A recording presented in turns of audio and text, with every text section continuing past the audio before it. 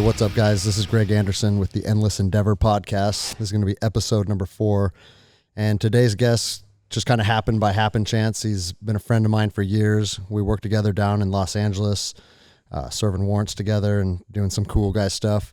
And he happened to come up to Washington for a friend's wedding and hit me up, and timing worked out. And he has a pretty fascinating story.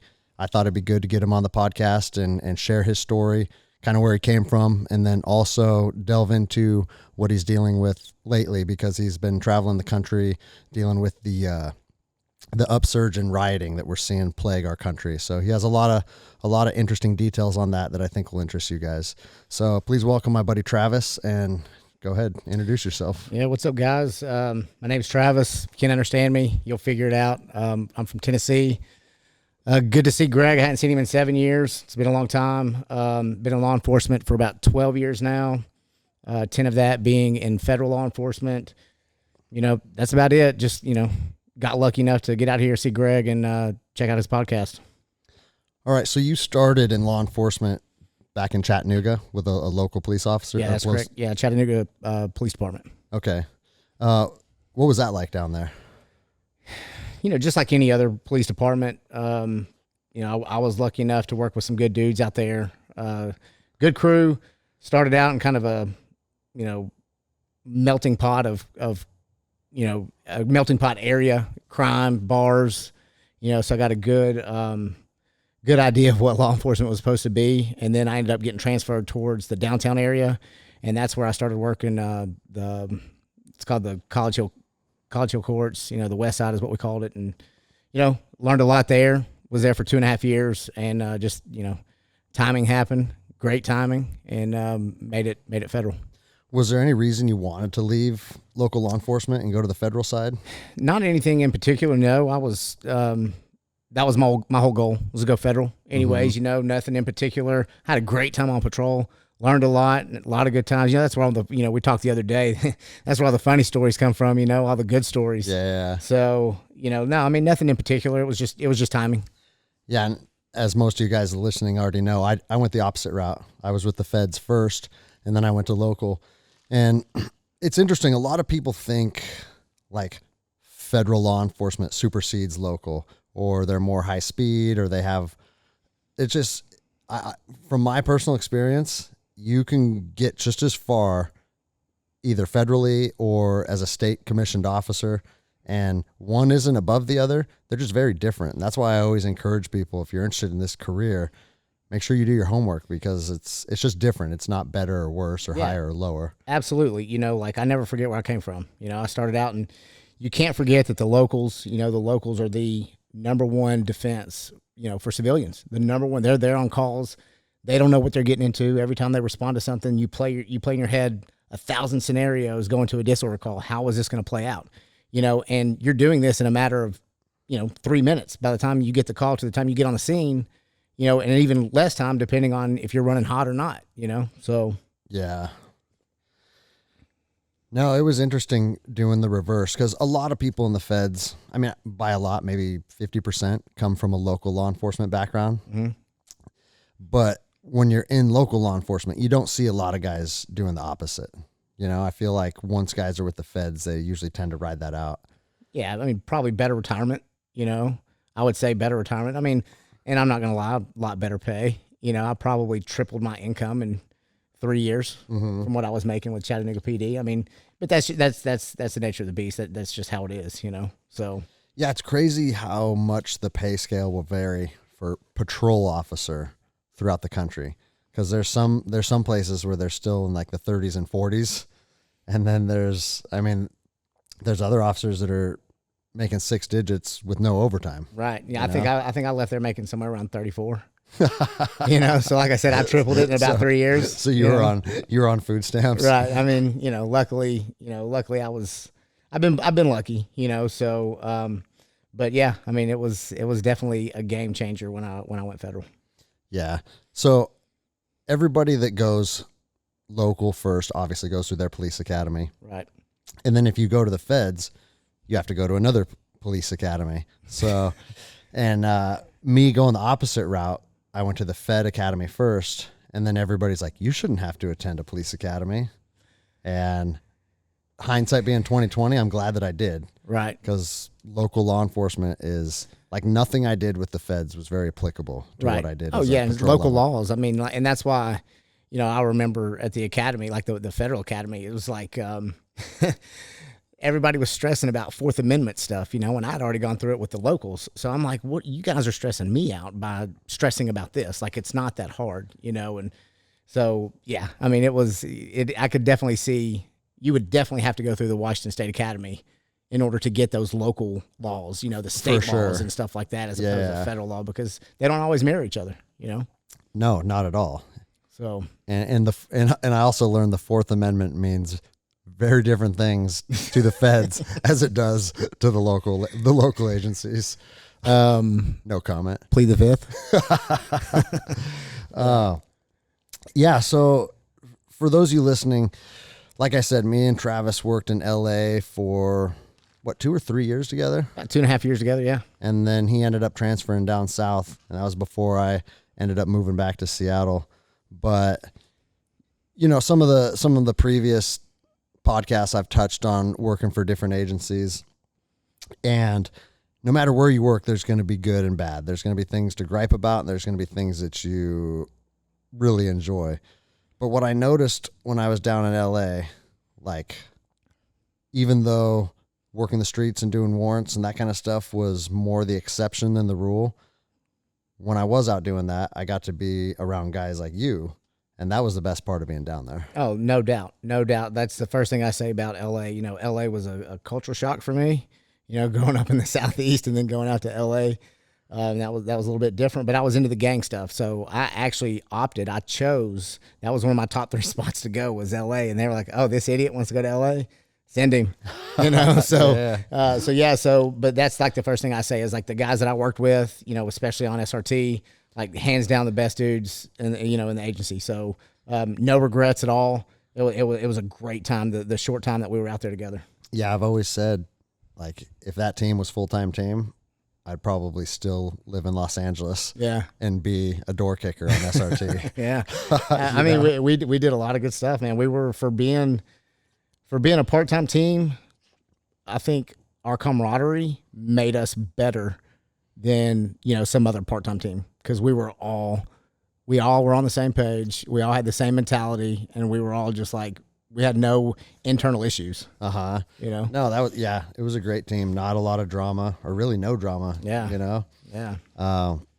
And I always joke about that team too, because there's 3 white guys, 3 black guys, like 3 Hispanic guys, and 3 Asians. Melting pot, baby. Straight up, like the most diverse SWAT or special response team probably in the country. Yeah. Yeah, there's definitely nobody could say that we were not diverse in any way. Yeah, that's like I said, that's one of the biggest aspects I miss of Los Angeles. But so I think the topic that's going to interest people the most right now, and kind of what we touched on a little bit earlier, but we didn't really go into any detail, is that now you've been traveling the country responding to these riots. Correct. That we've been seeing since the death of George Floyd. When did you start seeing where this was going and understanding, like, okay, we're probably going to be out on the streets dealing with this? You never know.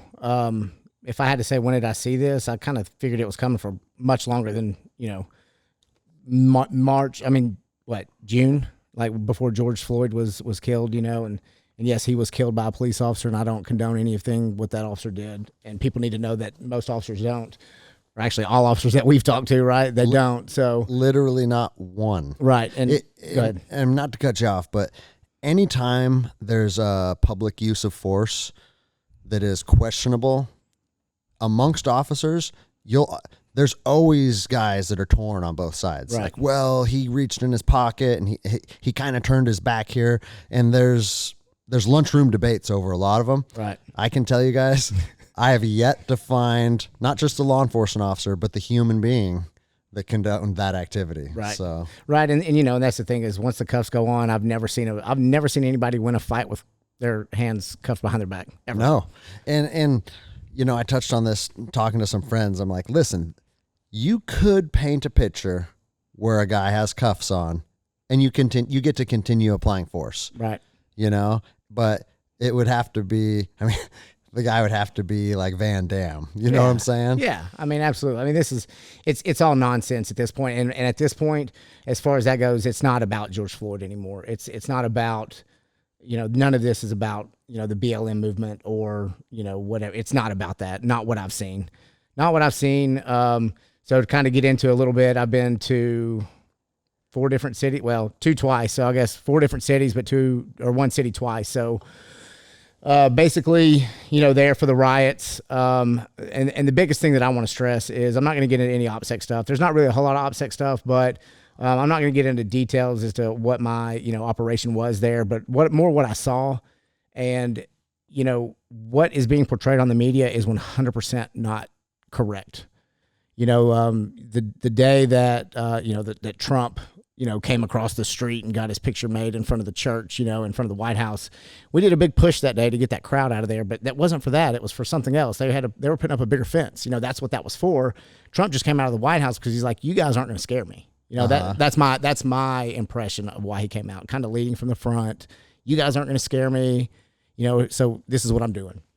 Well, I remember this was in DC obviously. And, we're running from street to street, trying to block it, trying to help with a National Guard was there. We were trying to help them out. And, they just want to say it's peaceful protest, but they throw frozen water bottles, throwing bricks, some of the most vile things I've ever heard from a human being coming from the worst ones are white females, 20 years old, 22 years old. Like these are the worst ones of all the rioters, protesters, whatever. And, basically none of that's peaceful. I'm sorry. You throw a frozen water bottle, at anybody, it's going to hurt. You could cause some serious bodily injury. For sure. And then the next night when see what happens is it's peaceful mostly during the day. And then at nighttime, that's when the agitators come out. That's when Antifa comes out, and I'll get to Antifa in a minute, but that's when they come out, they hide in the darkness. And, I was with the National Guard. It was, I can't remember what unit it is. It's the Special Forces out of Salt Lake City. It's either 19th or 20th Group, reserves. And they were there with the shields, and we're kind of help directing them as to kind of placing them, whatever. And we're right there with them. And, a brick gets thrown, and it lands 2 feet in front of us, and it bounces off one of the plastic shields. Tell me is that peaceful? And they're not showing this stuff on the news. And so I actually picked it up as a keepsake. I picked up the brick, I'm like, I think this is going to be history. It will be, Yeah. And so I picked it up and I wrote the date and the place and time on it, just kept it because why not, And, people are always focusing on what the officers are doing in response. There's videos of them like macing people or shooting them with less than lethal. Right. And that kind of stuff. But, and I haven't worked riots, but in my own experience, it's not like officers want to use that stuff. It's not like they're itching to use it. No. In fact, most officers would just approve like having a shift where nothing bad happened. They didn't have to use any force on anyone. They didn't have to, get in any kind of scuffles or anything like that. And the overwhelming majority of the time, at least in my experience, the time those things happen, there's agitators. 100%. 100%. So the last place I was Portland, and it's crazy up there right now. I mean, it's absolutely insane. And what people don't realize is if you guys think for 1 minute that Antifa or the BLM movement or whatever, is not an organized thing, you're insane. You are naive, and quite frankly, I think you're stupid because, believe it or not, I'm walking into a store in Portland and I see a guy 100% ID'd that I saw in DC. And this dude's probably 22 to 26 years old. No way he's just on a limb. I'm just going to go out to Portland and see what's going on. No, he's a paid agitator. In DC, he's standing in front of the line at the cops just yelling at him, use the N-word, calling himself the N-word. And I'm like, dude, you're here fighting injustice and racism, or supposed to be. And, You're calling yourself this word. Yeah.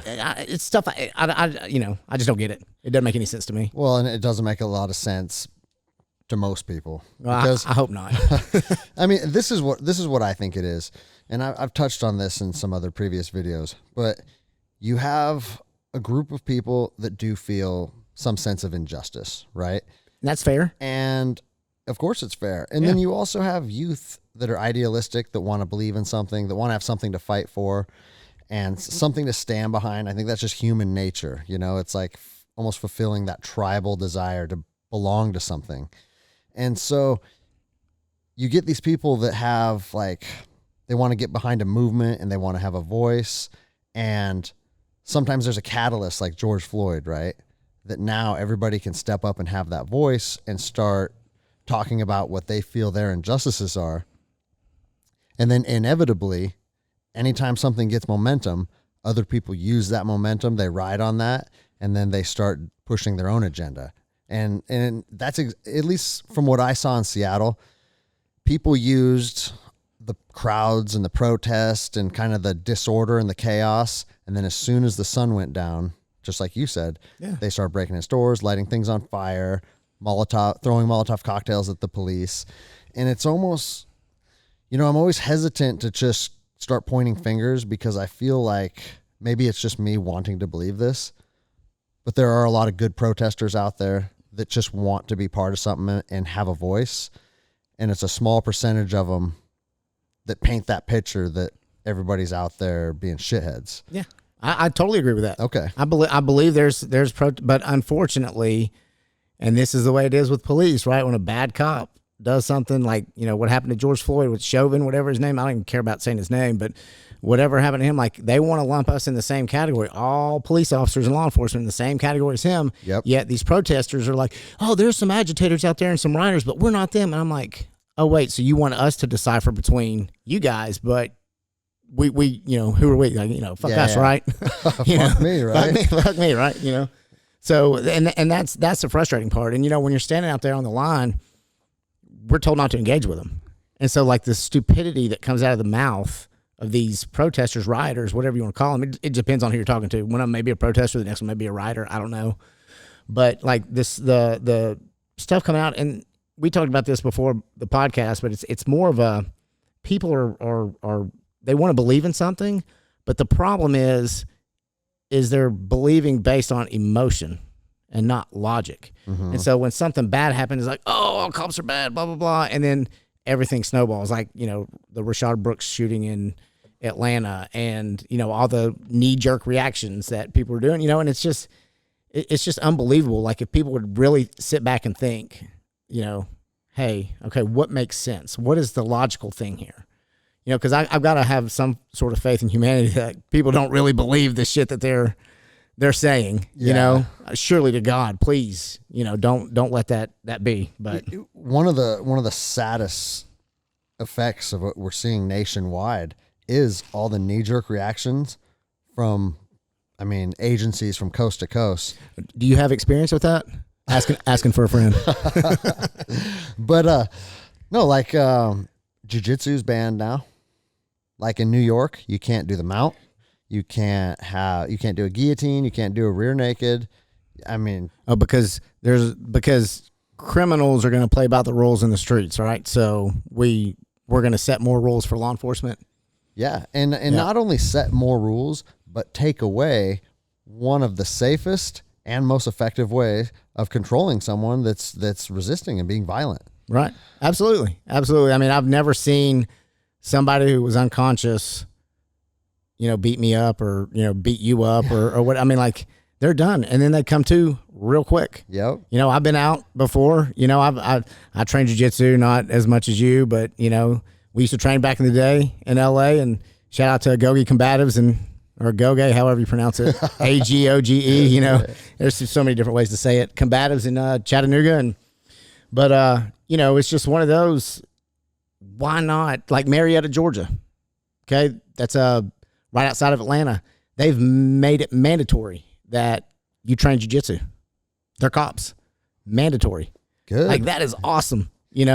Awesome. And so more people should be doing that. More agencies should be doing that. Hiring. I don't care what belt you are. If you know how to teach it and teach it correctly, Yeah, bring that person on. bring it in. Yep. But maybe jiu-jitsu for officers is a thing of the past now. Did it even really get, a thing of the present? That's true. I mean, not anywhere near where it needs to be. Right. But I do think there's a pretty big movement, with like Henner and Hedon that we were talking about earlier. Oh, yeah. And really kind of meshing jiu-jitsu with law enforcement.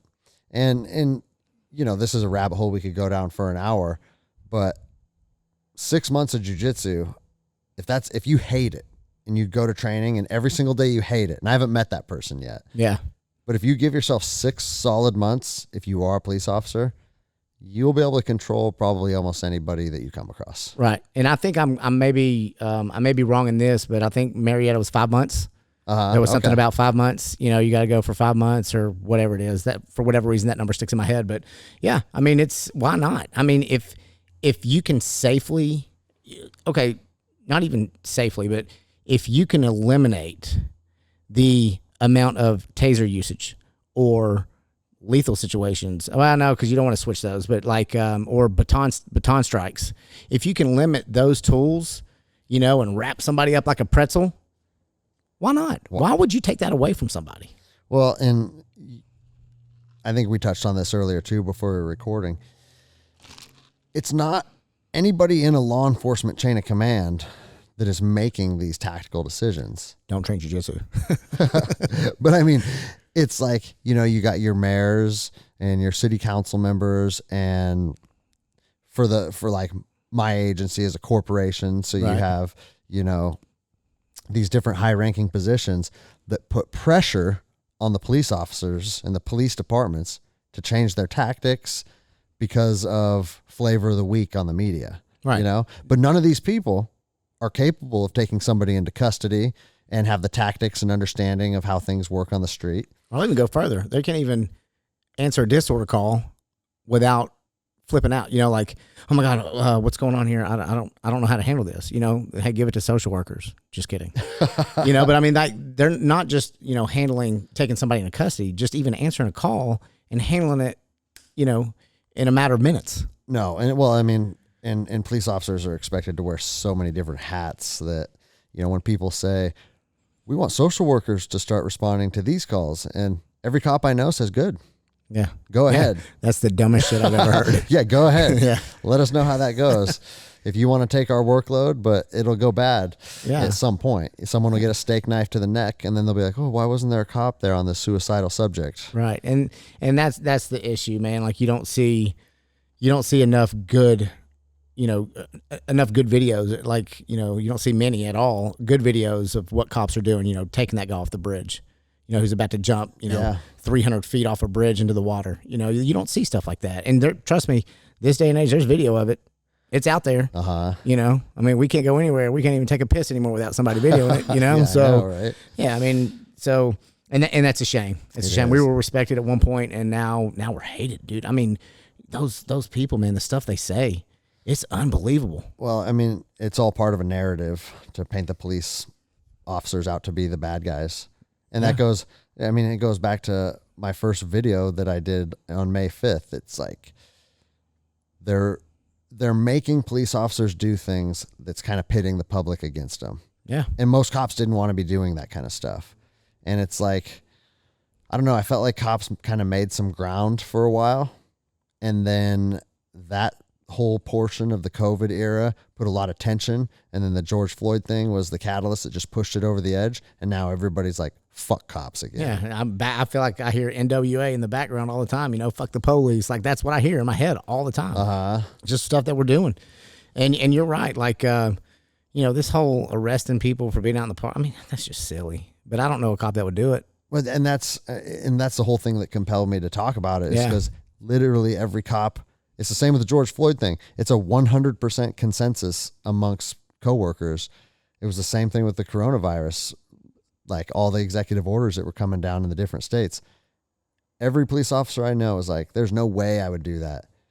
And then you turn the television on, you see it, and I'm just like, dude. And those are probably the dudes out of the academy that were beat up in high school. It's like, I'm going to show them, because I mean, there's those dudes out there. Of course there are, and, and those are the dudes making those arrests. Those are the Greg Chauvins. Because in my opinion, if you look at, he doesn't train. He doesn't even work out. You can tell, bro. Do you even lift? Bro? I mean, so his arms are the same size. Yeah, from his biceps. Yeah, to his wrist, all the way down to his wrist. Right. So I mean, and so like you look at that, and like that's the dude that was beat up. Like you can look at that guy and say, yeah, he was beat up in high school. It's no wonder that this happens. It's no wonder that. But guess what? Yep. He trains jiu-jitsu. He gets a little bit of confidence. He doesn't have to kneel on a dude's neck for 9 minutes when he's cuffed. Yeah, because he doesn't.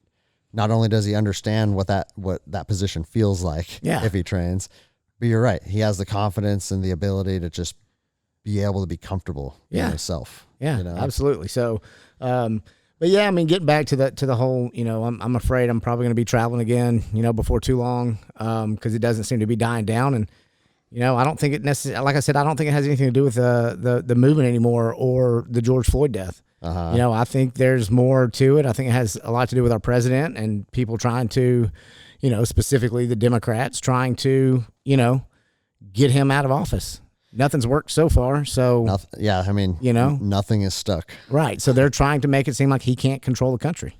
Yeah. And, talking about the coronavirus so much over the last few months, I always want to have like an objective look at things, because I feel like as soon as you feel like you got it figured out, the only person you're doing a disservice to is yourself. Yeah. So I tried to be as objective as I could about this. I actually shut this place down before it was mandated because everything was like, I didn't understand what was going on, and nobody else did either, Yeah. But as it went on and things started to play out the way that they did, it's no longer up for debate if this was politicized, and now this is being used as a tool. Right. I think every single person on both sides of the fence, on the left and the right.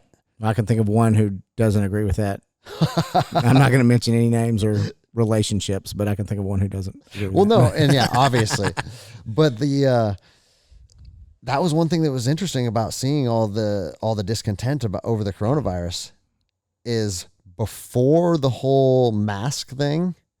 So from my own experience, the right and the left were starting to question what was going on. And I even had, like I mentioned it before, one of my is a female coworker of mine, a police officer, very left-wing, very liberal. She's like, what is going on, Greg? Why those people can go to the park? How can they tell them otherwise? And I'm like, that's right. Those people can go to the park. How can you tell them otherwise? It wasn't becoming a right versus left thing. People were kind of coming to an agreement. Yeah. And then the George Floyd thing happened, and it's like, okay, coronavirus isn't pitting people against each other like we'd hoped. Let's fan the flame on race wars again. Right. And get everybody mad. Everybody's pissed off. Everybody's mad.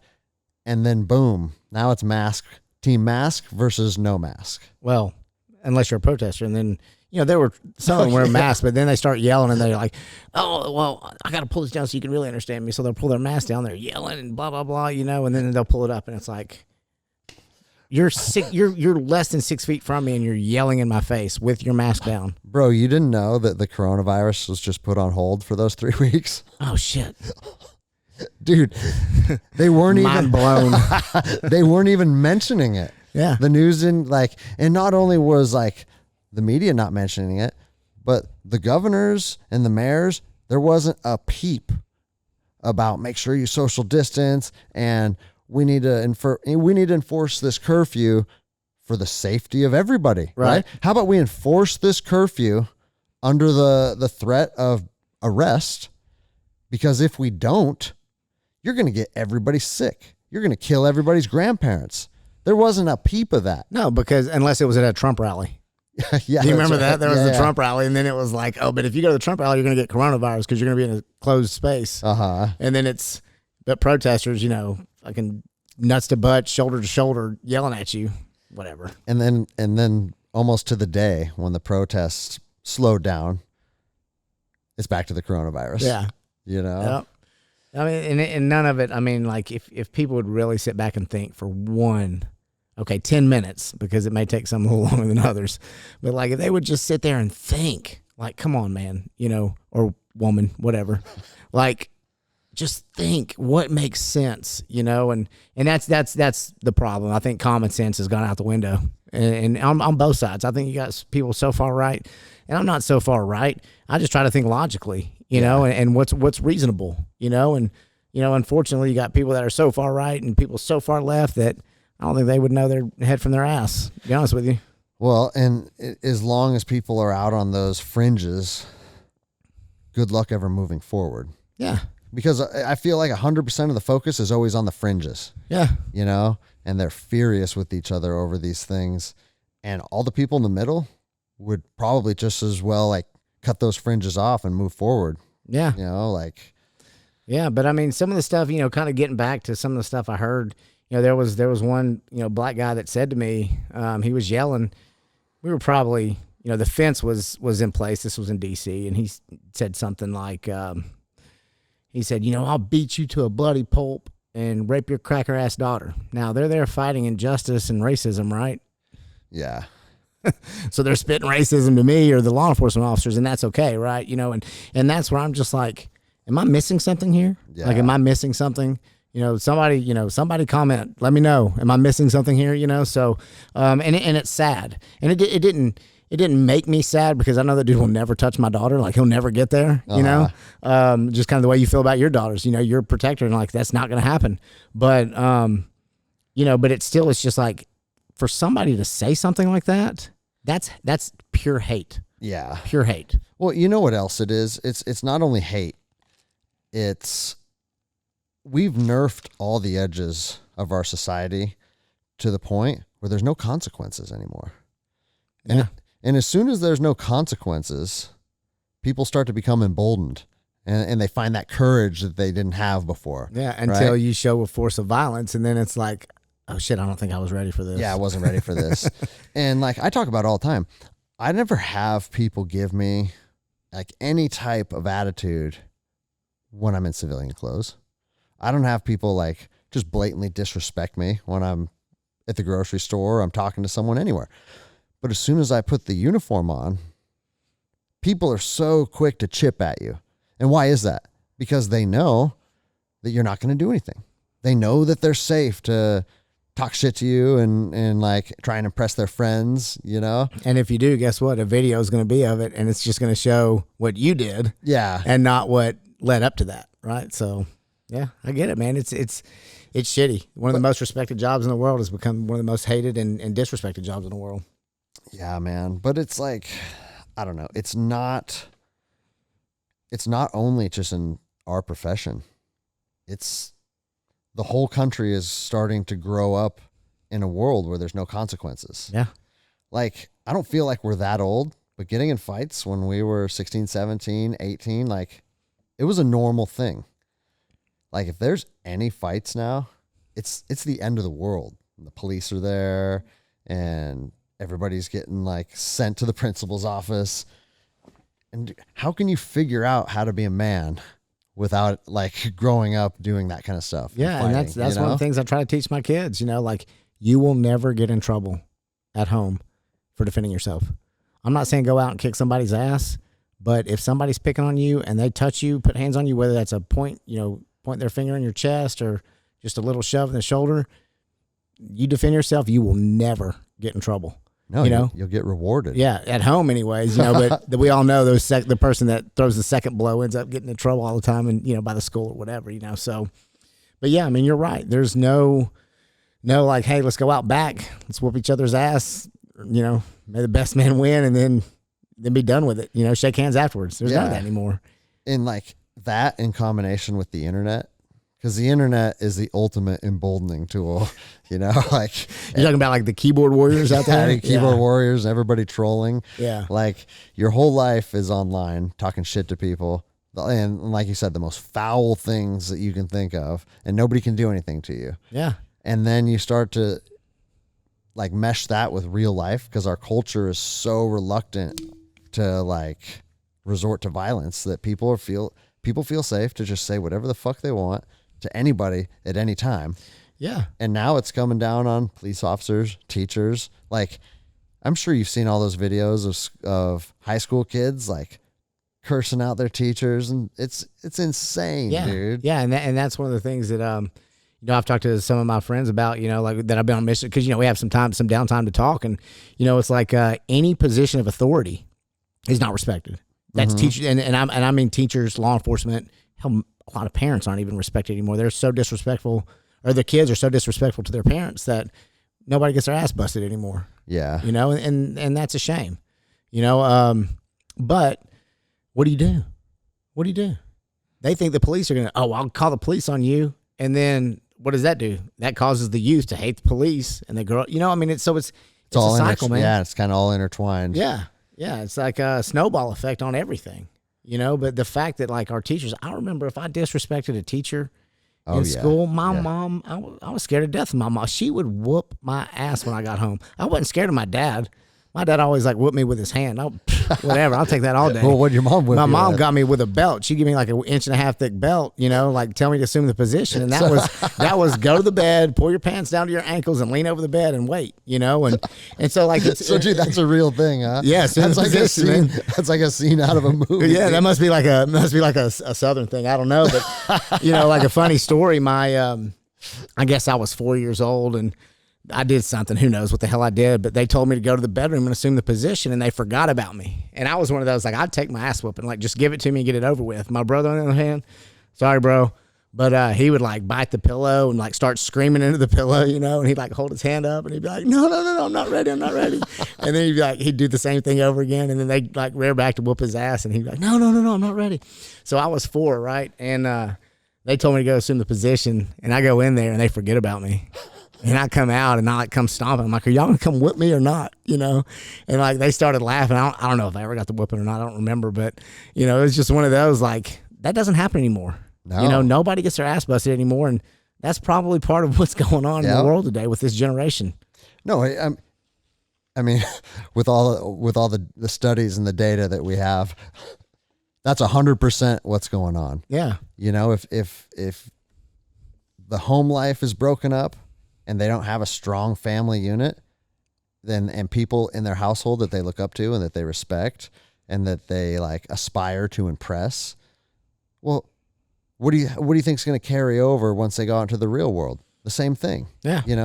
Like the best way that you can be as a child would ultimately be like the best way you can be as an employee at one day. Yeah. Like aspiring to impress your parents and make them proud and take care of the things that they want taken care of. Right. Like, that's building the foundations to be a productive member of just humanity one day. Right. And don't go crazy. Be like, oh my God, my dad was disappointed in me because I had a bad, jiu jitsu match or a bad baseball game.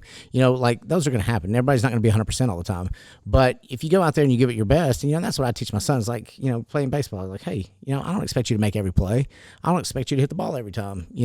3 out of 10 is a good average in the baseball, and yeah. And so it's like, just do your best, man. Just give me your effort. I love you no matter what. Just give me some effort. That's all I ask for, but you're going to disappoint your parents.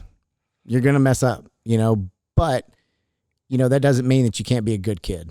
Yeah. And it doesn't mean you can't get your ass busted either.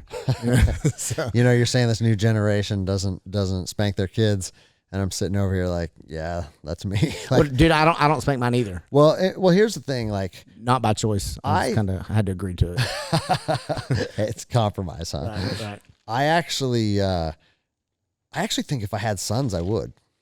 And I don't.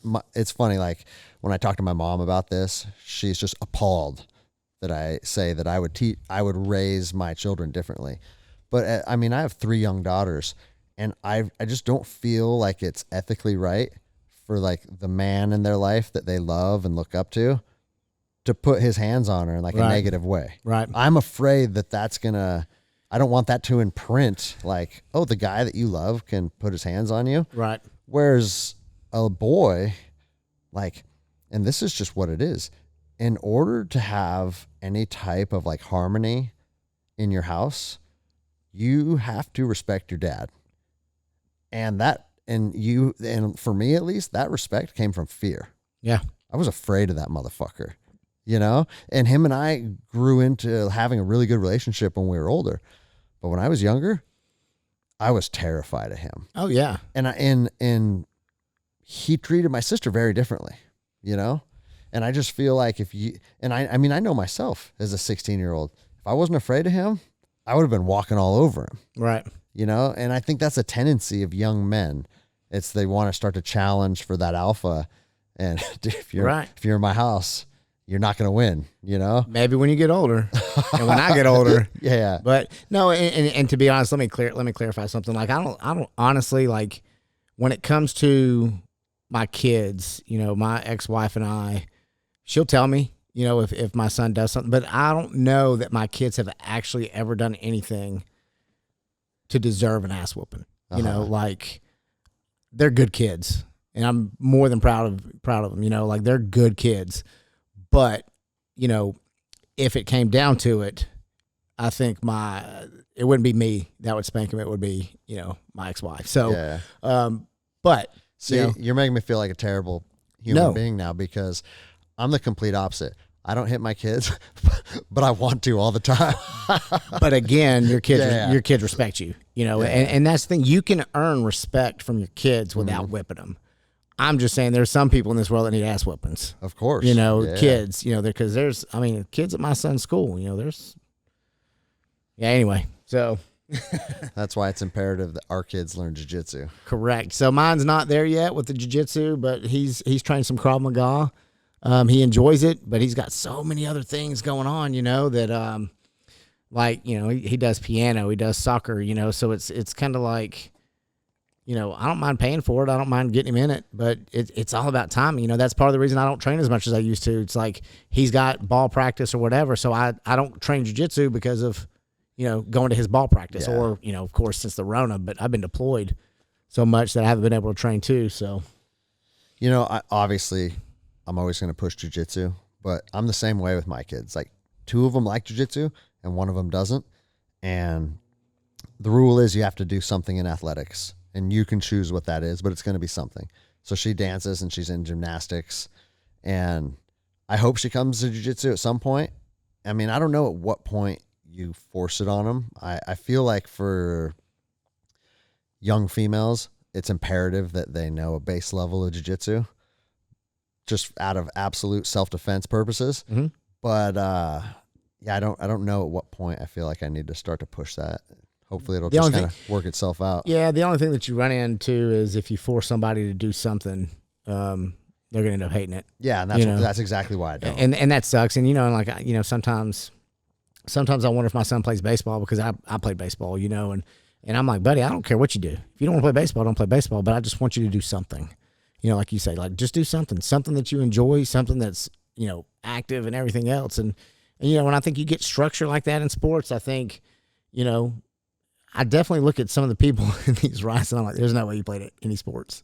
You know, it's like, you know, it's like these were the guys, the nerds probably in school that, you know, nothing against nerds, but, you know, these are the ones who made the choice to like, okay, well, I'm going to go, you know, I'm going to go protest something that I have no idea what I'm protesting about. Yeah. You know, and that's what you get. So, and I talked to my Ranger buddy, Toby, on our last podcast about how he talked about how football prepared him for the Army. Because it taught him about structure. It taught him about like being able to be coached and then having a camaraderie with your team and all like going through practice together. Just all the things that he did in practice with football carried over to the Ranger Regiment. Yeah. You know, and I think that kind of structure, it carries over into any aspect of life. Yeah. You know? Yeah, absolutely. You know, I mean, I grew up playing baseball and football, you know, played in high school, played baseball in college for a couple of years.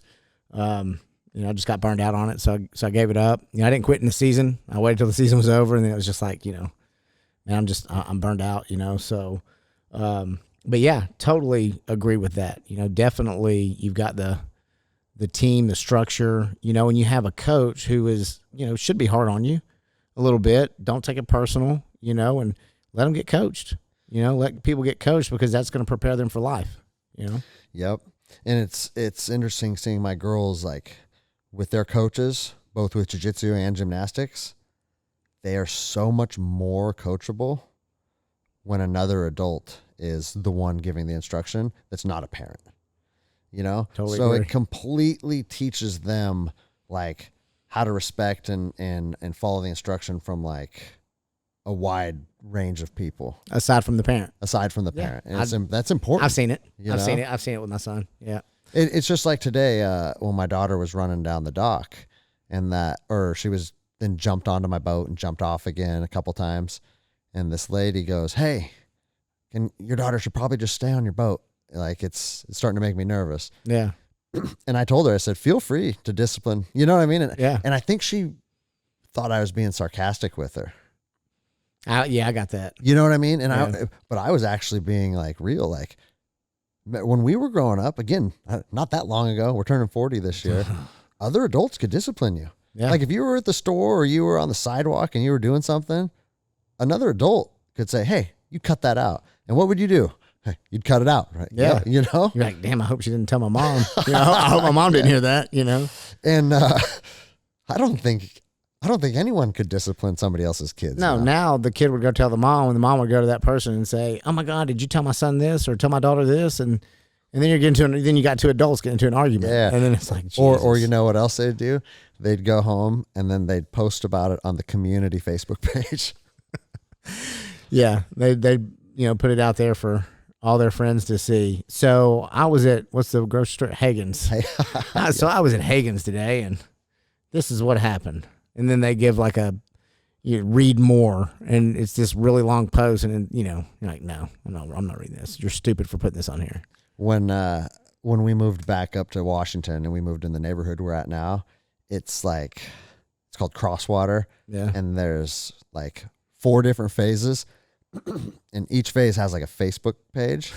And I realized I need to, I skimmed over it one time and I told my wife, I'm like, I'm going to stay as far as fuck away as I can from that, dude. No, thank you. So.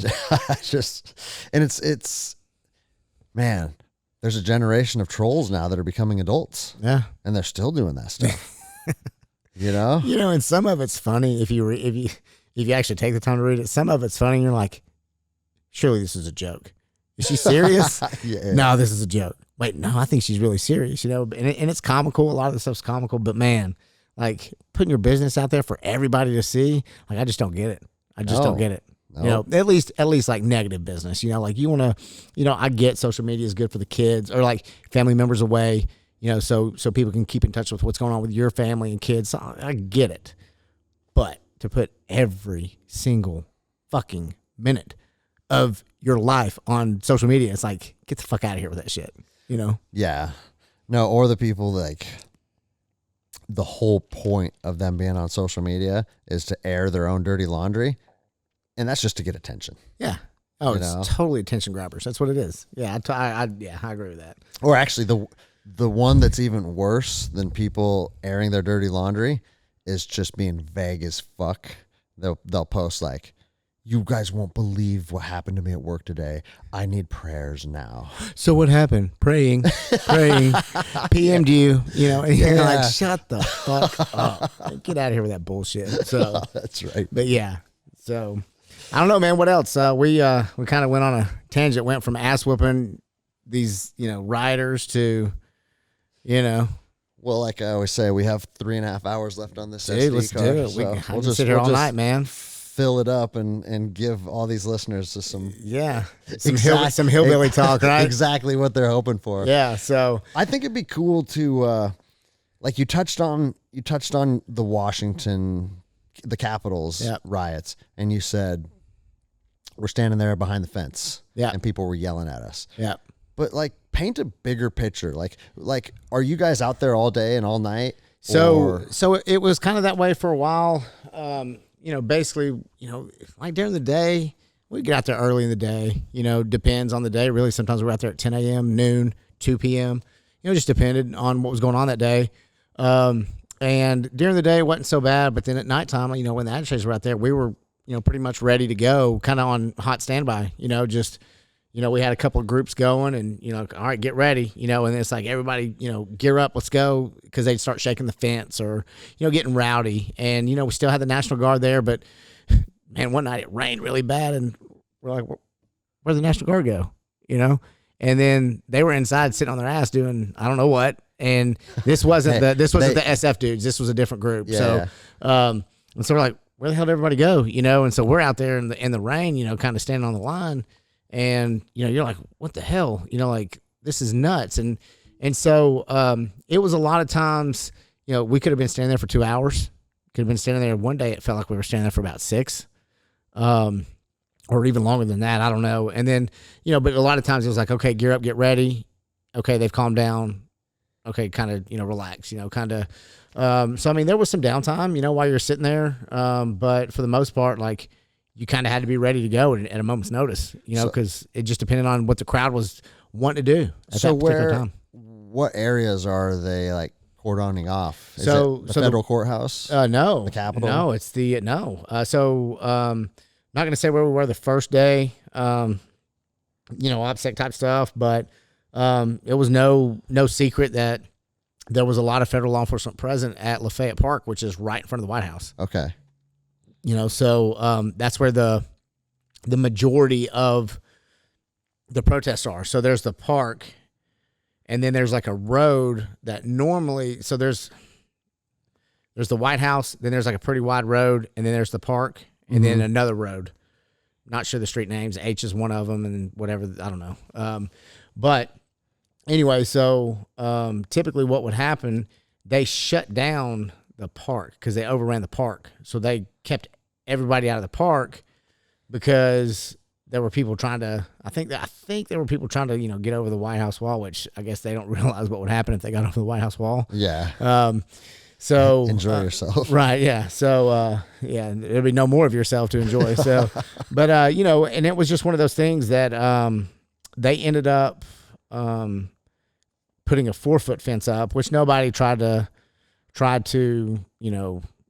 come over or, whatever, breach. That first day that we were there, it was like a Monday or something. And then that's when we, cleared the streets out with MPD, which is Metro Police Department there. And then, I guess some of the other federal agencies, and we just happened to get in it, man. I'm not even sure we were supposed to or not, but we just happened to get in it and, ended up helping. And that was to put a new fence up, right? A 10-foot fence or some, whatever, 10-foot fence. And, and that kind of helped alleviate a lot of issues, 4-foot fence, I'm not very tall, but like I could do a lot with a 4-foot fence in front of me, so yeah, I mean, and then it also kept them out. So there was like this building inside the park that they were all over, and the building was actually on the park side of that fence. So there were a lot of people in that building, okay. and, they had the high ground, they could throw stuff, whatever.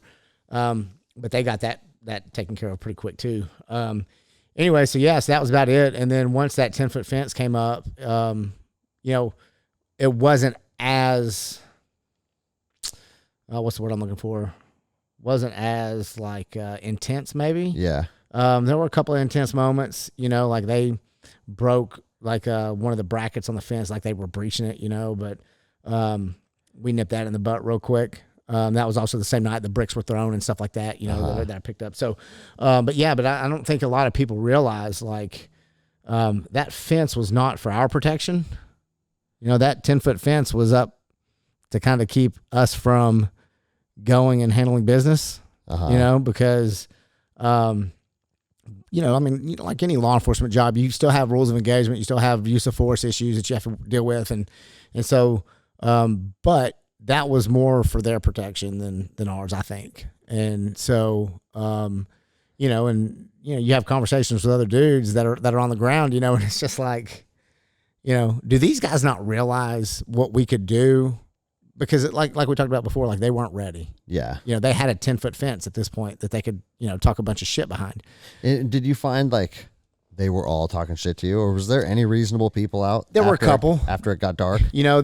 Oh, after dark, man, it's so hard to tell. I mean, there was some light, but you couldn't pick them out. Like you couldn't tell. I think I walked around the park. I just kind of put my gear on, and me and another guy walked around, and there was somebody like Choose Love or whatever, and she was just standing there with the sign up, and I gave her a thumbs up. Why not? Yeah. She seemed to be one of the peaceful ones, and she said like, it's so-and-so's birthday. Can you wish him happy birthday? And I don't think I yelled happy birthday. I don't know. Maybe I did. I can't remember, but like that just kind of sticks out in my mind. Like, and so it's like, this person is one of those peaceful protesters that we talked about earlier. They're out there. There's no doubt they're out there, but it's not the daytime people that you really worry about. Yeah. But, so during the day you said that there was a mixture of people treating you like shit and then people just being normal as well. Yeah. Yeah. And that's why I say like, the news outlets and stuff are saying, oh, it was such a peaceful protest. And then they started throwing tear gas and this and that. And, like, well, first of all, we didn't throw any tear gas, not once did I mask up or anything like that, So somebody else did towards the end of that Monday, like that big push, but like it wasn't in the midst of everything, And so I guess that news person must not have seen, because they were CNN live. I had people be like, hey, man, I think that was y'all out there, and it's like, yeah, it was, and so like there were live news outlets out there, and they're saying it was all peaceful, but they weren't catching everything. It's kind of like somebody videoing something. They don't catch the whole story. Shocking. Yeah. Shocking. Yeah. Right. So, yeah, I mean, it's I hate it for our country, man. That's what I hate it for, like we're still the greatest country in the world. And, we've got a lot of people in this world that, or in this country that love America, that are not part of this stuff. That's a silent majority. Yeah. And unfortunately, the silent majority spoke, when Trump was elected, but I think they need to speak now. I think they need to speak up and say, hey, this shit isn't happening anymore. Because really these protesters, like it's like 1%, you got 30,000 people across the country. It's not many. Which could get snuffed out in 15 minutes or less. Yeah. So no, and I mean that's an interesting point to touch on, because at what point will Americans be like, you know what, we've had enough? The elected officials and our mayors, our governors are not allowing our law enforcement officers to do their job. They want to defund them now, and they want to just tie their hands everywhere that they can. At what point are citizens going to be like, okay, we got this? Because that point is going to arrive. If you look at from when we were kids, from the 80s to now, think how far the needle or the pendulum swung the other direction. And it's just not sustainable. If the culture continues to go on the trajectory that it's on, Civil War II is almost imminent. But do you know how this could be the shortest war in the history of wars? Because I'm not sure that it's not going to last long. Says the history of planet Earth. Right. Because what's that meme out there? There's 30 million gun owners or whatever it is, and over 3 trillion rounds. If gun owners were the problem, you would know it. Type deal. And you go back to World War II. What did Japan say? The reason they didn't really attack the inland, they didn't attack the United States, the homeland, is because they didn't want to wake the sleeping giant. Exactly, because Americans were armed, and they knew they didn't want to fuck with that. And I don't know how these idiots think that throwing water bottles and bricks versus people carrying guns is going to be good for their souls. So, but yeah, man, I mean, I don't know. Like, when does that point come? I don't know. I don't have the answer, but I think it really needs to happen soon. I think the point's going to come. And to tell you the truth, the fact that coronavirus was in combination with the riots may have prevented that point from happening, because everybody's businesses were closed and they weren't there. Yeah. I would like to hope that if people's businesses were getting taken over while they were there, that it would be a very different story. Well, it's really the Korean on the rooftop in the '94 riots. That scenario. But it's interesting that you say that, because it's happened. I believe it's happened. There's been a couple of people, armed, saying, "You're not coming to my store. If you come into my store, I'm gonna fuck you up with my damn AR-15 that I'm sitting here holding." Yeah. It's happened. But you know what? It's not being reported, and that's the issue. Like kind of like I said, like what else doesn't get reported? Like a good guy with a gun stopping a bad guy with a gun or a knife or whatever. That shit doesn't get reported a whole lot. And so I think it's out there, and I've seen bits and pieces of it. People are protecting their businesses, they're protecting their homes. That couple in St. Louis, man, that's insane. They got charged, and they confiscated the weapons. Unreal, dude. I mean, like, and that dude, I don't even know if he knew how to shoot that damn AR-15. By the way, he was holding it. Well, his wife certainly didn't know how to shoot that pistol. 100% did not know how to do that. But I mean, regardless, like, it's still a deterrence, right? So yeah. Well, and I don't blame him. I would too, because if a mob, because what's one of our use of force things? The amount of people of course. that you're up against, right? Yep. So 2 versus like 50 or how many that was there, 100. Like, get off my property. They climbed, the story goes that they climbed over the wall to get on their property. They were on their property, physically on their property. And they're like, get the fuck off my property. What are you doing? And I'm sure if and I'm not saying I'm a bad dude, but I know how to handle a rifle.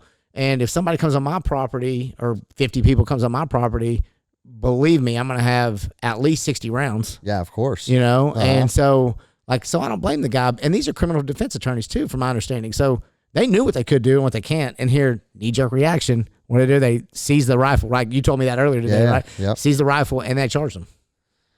Give me a break. I mean, the law isn't even the law anymore. It's whatever the political flavor of the week is. It's the feeling. It's a feeling, because life's about unicorns, rainbows, and feelings. Yeah. But I mean, you have that new use of force policy being implemented in New York, that if the cops do any of that stuff, it's not a violation of policy anymore. They've made it a crime. Oh, I didn't know they made it a crime, but I heard Henner and, he don't talk about that. I didn't watch the whole video, but like, it was kind of like bits and pieces of it. Like, yeah, like, they've now made it, against policy. Like, they've taken that technique away from the New York Police Department. And it's like, man. But my whole point of circling back to that is now that's a crime. So that guy might get hemmed up, or it's no different than that couple having the gun taken. It's just they're changing the rules based on political pressure, and everybody's folding to it. And I can't wrap my head around how everybody's folding to it. No, and so fast. Kind of like the Washington Redskins are now changing their name because everybody's folding to it. Yeah, because they're caving in. Like, FedEx, I think, said like that's whose name's on the field.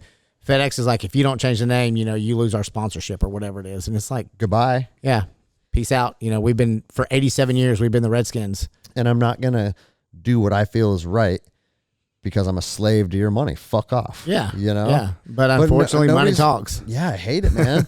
I mean, it's the same thing with these police chiefs, though.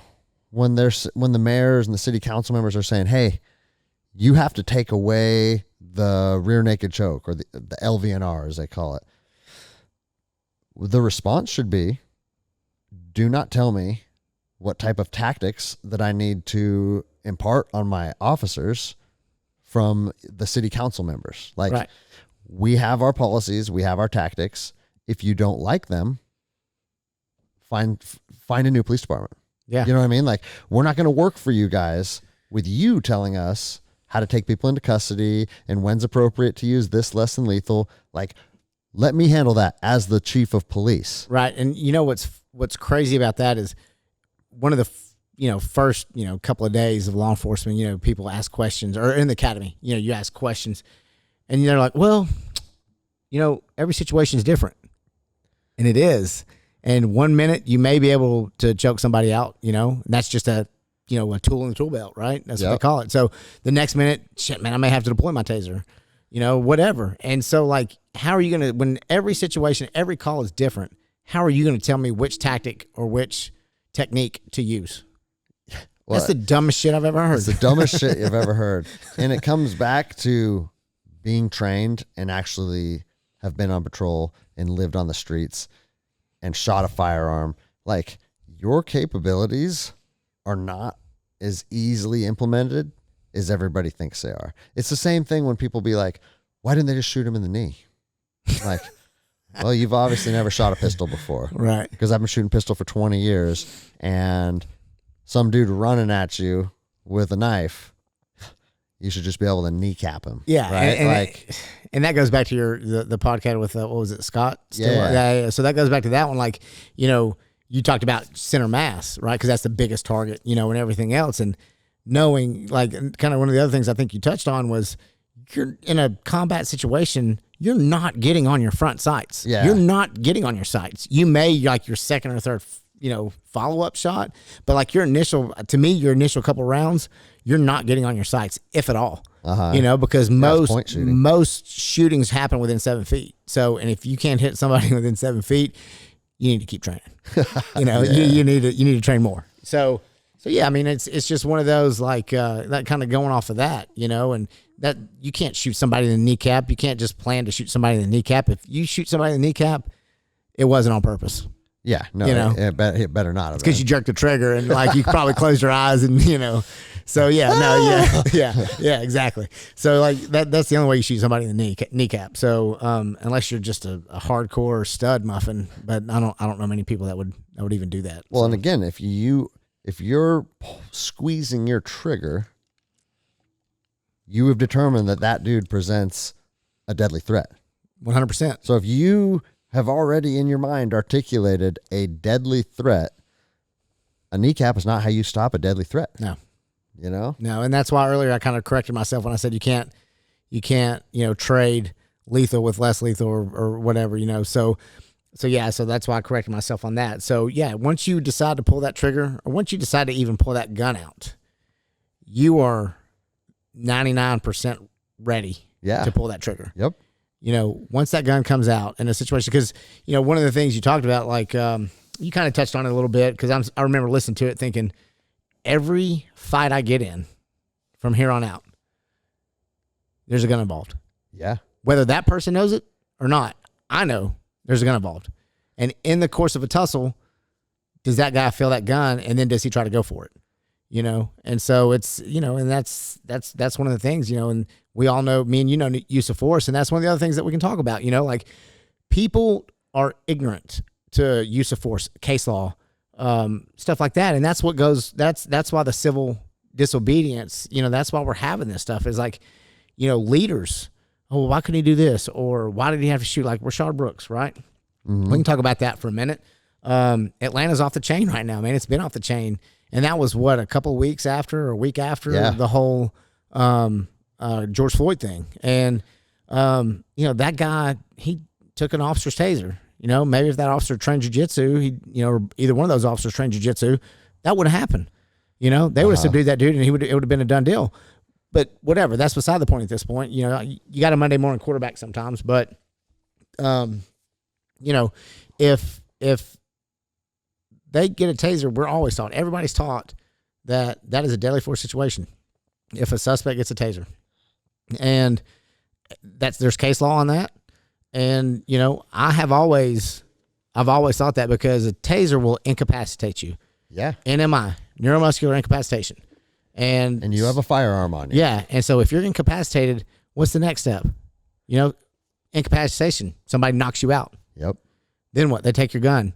You know, there's been officers, you know, there was an officer in Chattanooga back in, I think, 2002.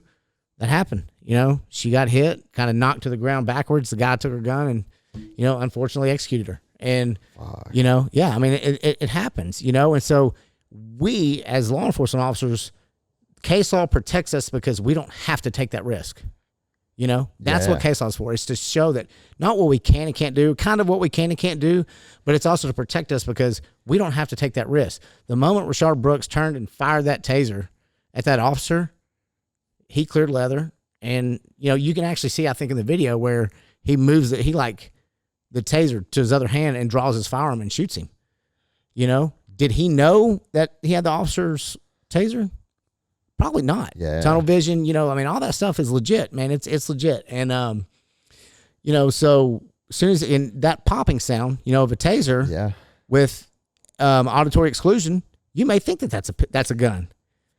You know, I mean, I can't say what the officer was thinking at the time. I'm just telling you, kind of outside looking in to Monday morning quarterback it, like, that is a justified shooting, 100%. Well, in the one thing that I talked about this, you know, a couple of weeks ago, everybody was so quick to turn on that officer, point the finger. He was charged criminally before the investigation was even complete. Before the investigation was complete, right? And I talked about this because I think it's important for people to distinguish, and maybe if they were capable of distinguishing things, they wouldn't be on the street burning fucking buildings down. But true. You're upset about what happened to George Floyd. You personally feel like some reform is needed, and you have these things that you want to take away from this horrific event that took place, right? And then the next one is Rayshard Brooks, and everyone's quick to attach themselves to that. And I think it's important, like, there's something to distinguish between those two cases.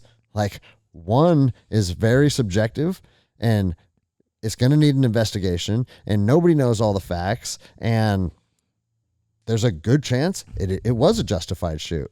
The other one was just a complete fucking debauchery from a shithead police officer. Yeah. You know what I mean? Those two things have nothing to do with each other. Those two cases couldn't be further opposite ends of the spectrum. And I feel like people lose credibility when they're trying to march on something that does have some validity, and then they just hop like the Michael Brown one. That dude had the cop's gun. Yeah, he was fighting for that gun, and that's one of the first things they tell you. Like, kind of goes back to, every law enforcement officer, every fight you got into as a deputy U.S. Marshal or as a, Port of Seattle police officer, like, you had a gun on you. Yep. And when they make that move to go for that gun, that is a deadly force situation. There is case law on that. Yeah. And that's what I talk about.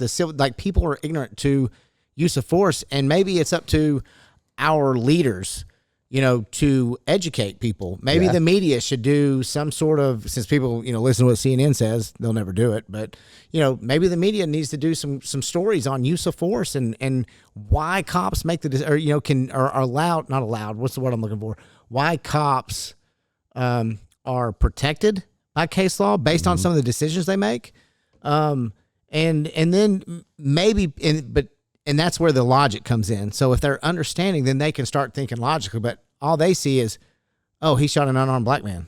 Well, no, he wasn't unarmed, because that DA in Fulton County on May 30th of 2020, like a couple weeks before the Brooks shooting happened, he declared that a taser was a deadly weapon. I know.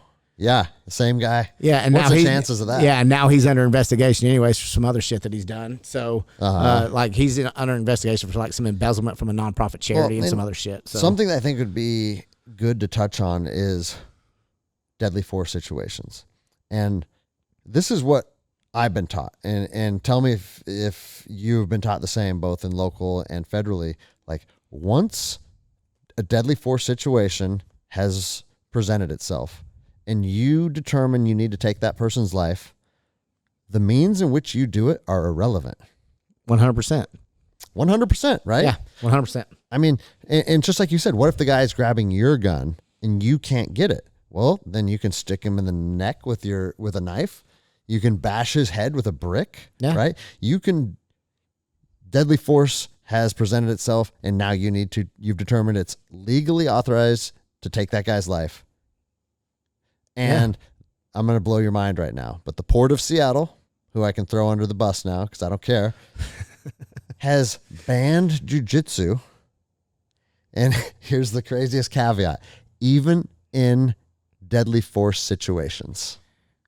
Again, that's the dumbest shit I've ever heard. So if Jiu Jitsu's banned in deadly force situations, that means someone's killing you, and I would like to utilize Jiu Jitsu to save my life, but you're just going to go ahead and have to kill me. So so you can't use, Mom. So somebody's mounted on you and you can't use the Oompa escape, right? Because they're just they're like, you have to let them kill you because that's jiu-jitsu, right? That's a jiu-jitsu move. So, I mean, these, like you said, these people that are making these decisions have no fucking clue what they're talking. They're not out there in the streets. They're not out there answering calls. They're not out there, fighting evil.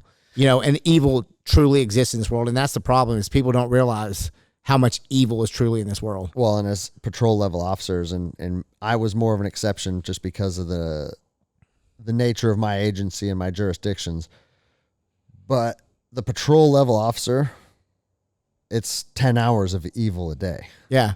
But dude, I don't know, some of your stories, man, you got into some shit. I got in a little shit. Yeah. So that's good. Good. But I'll share some pictures and videos once. I saw one of your videos. It was a foot chase. It was a foot chase, and I saw one of your videos. But no, I mean, yeah, and that's it's an issue, dude. It's an issue, and unfortunately, the people that are elected to positions like this, that's why you like the Dan Crenshaws. Dan Crenshaw's been there. Yeah. I like the Tim Cotton out of Arkansas. Dude, he's been there. He was military. Like these are the guys that have been there that know what the real world's like, what it takes to fight evil. And they're seeing evil in our country. Yeah. Our own Americans. And it's kind of like, if you hate America, go somewhere else. Fuck you. Go somewhere else. Well, nobody's going to go anywhere else because everywhere else is harder. And they're fucking pussies. And they don't like harder. Right. Because they're fucking pussies. So, yeah. But yeah, I mean, yeah, absolutely. Like, like I said, earlier, I didn't forget where I came from, some of my best stories, from local law enforcement. But, you talk about use of force. My use of force now, my kind of ROEs where I'm at now is a little different than what it was with the locals. Back in the day, it may be different now. I've been separated for, 10 years with the Chattanooga PD, but, it used to be like they have to present the weapon towards you, right? The use of force policy, where I'm at. So, well, and most departments are where you're at now. Yeah. A gun in hand is a gun in use. Right. Because it's been proven.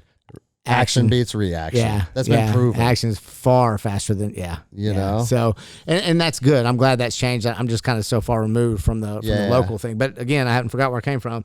Shout out to a lot of the dudes, man. A lot of the guys that I used to work with, man, they're sergeants, lieutenants, and, stuff like that. So, the saddest part though of like kind of the decline that we're seeing and all this political pressure being pushed onto the departments and the agencies is like, again, being a police officer used to kind of be a prestigious career. Mm-hmm. People used to like aspire to be cops.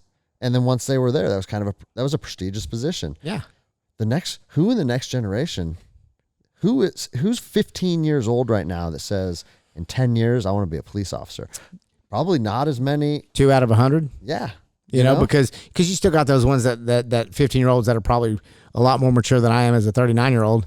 And they're probably seeing a lot more mature. Yeah. So, I still laugh at dick, pussy, and fart jokes, So, but I mean, you got the select few that kind of have that mentality that are, I still want to do good in this world. And what I'm seeing today is bullshit, and maybe I can make a difference in my community. It's just sad that once if they do have that calling, and it's just, there's a good chance that gets stifled out, because it's becoming so hard for people to just be able to be police officers and also be a member of their community. Like, I think that's, they call it community-based policing, and I think that's a good approach. And I think that's what most police officers want, is you just want to be part of your community on an equal playing field. Like I always tell when I'm talking about cops, you want to be here. And if you're just listening, I'm just holding my hands level to each other.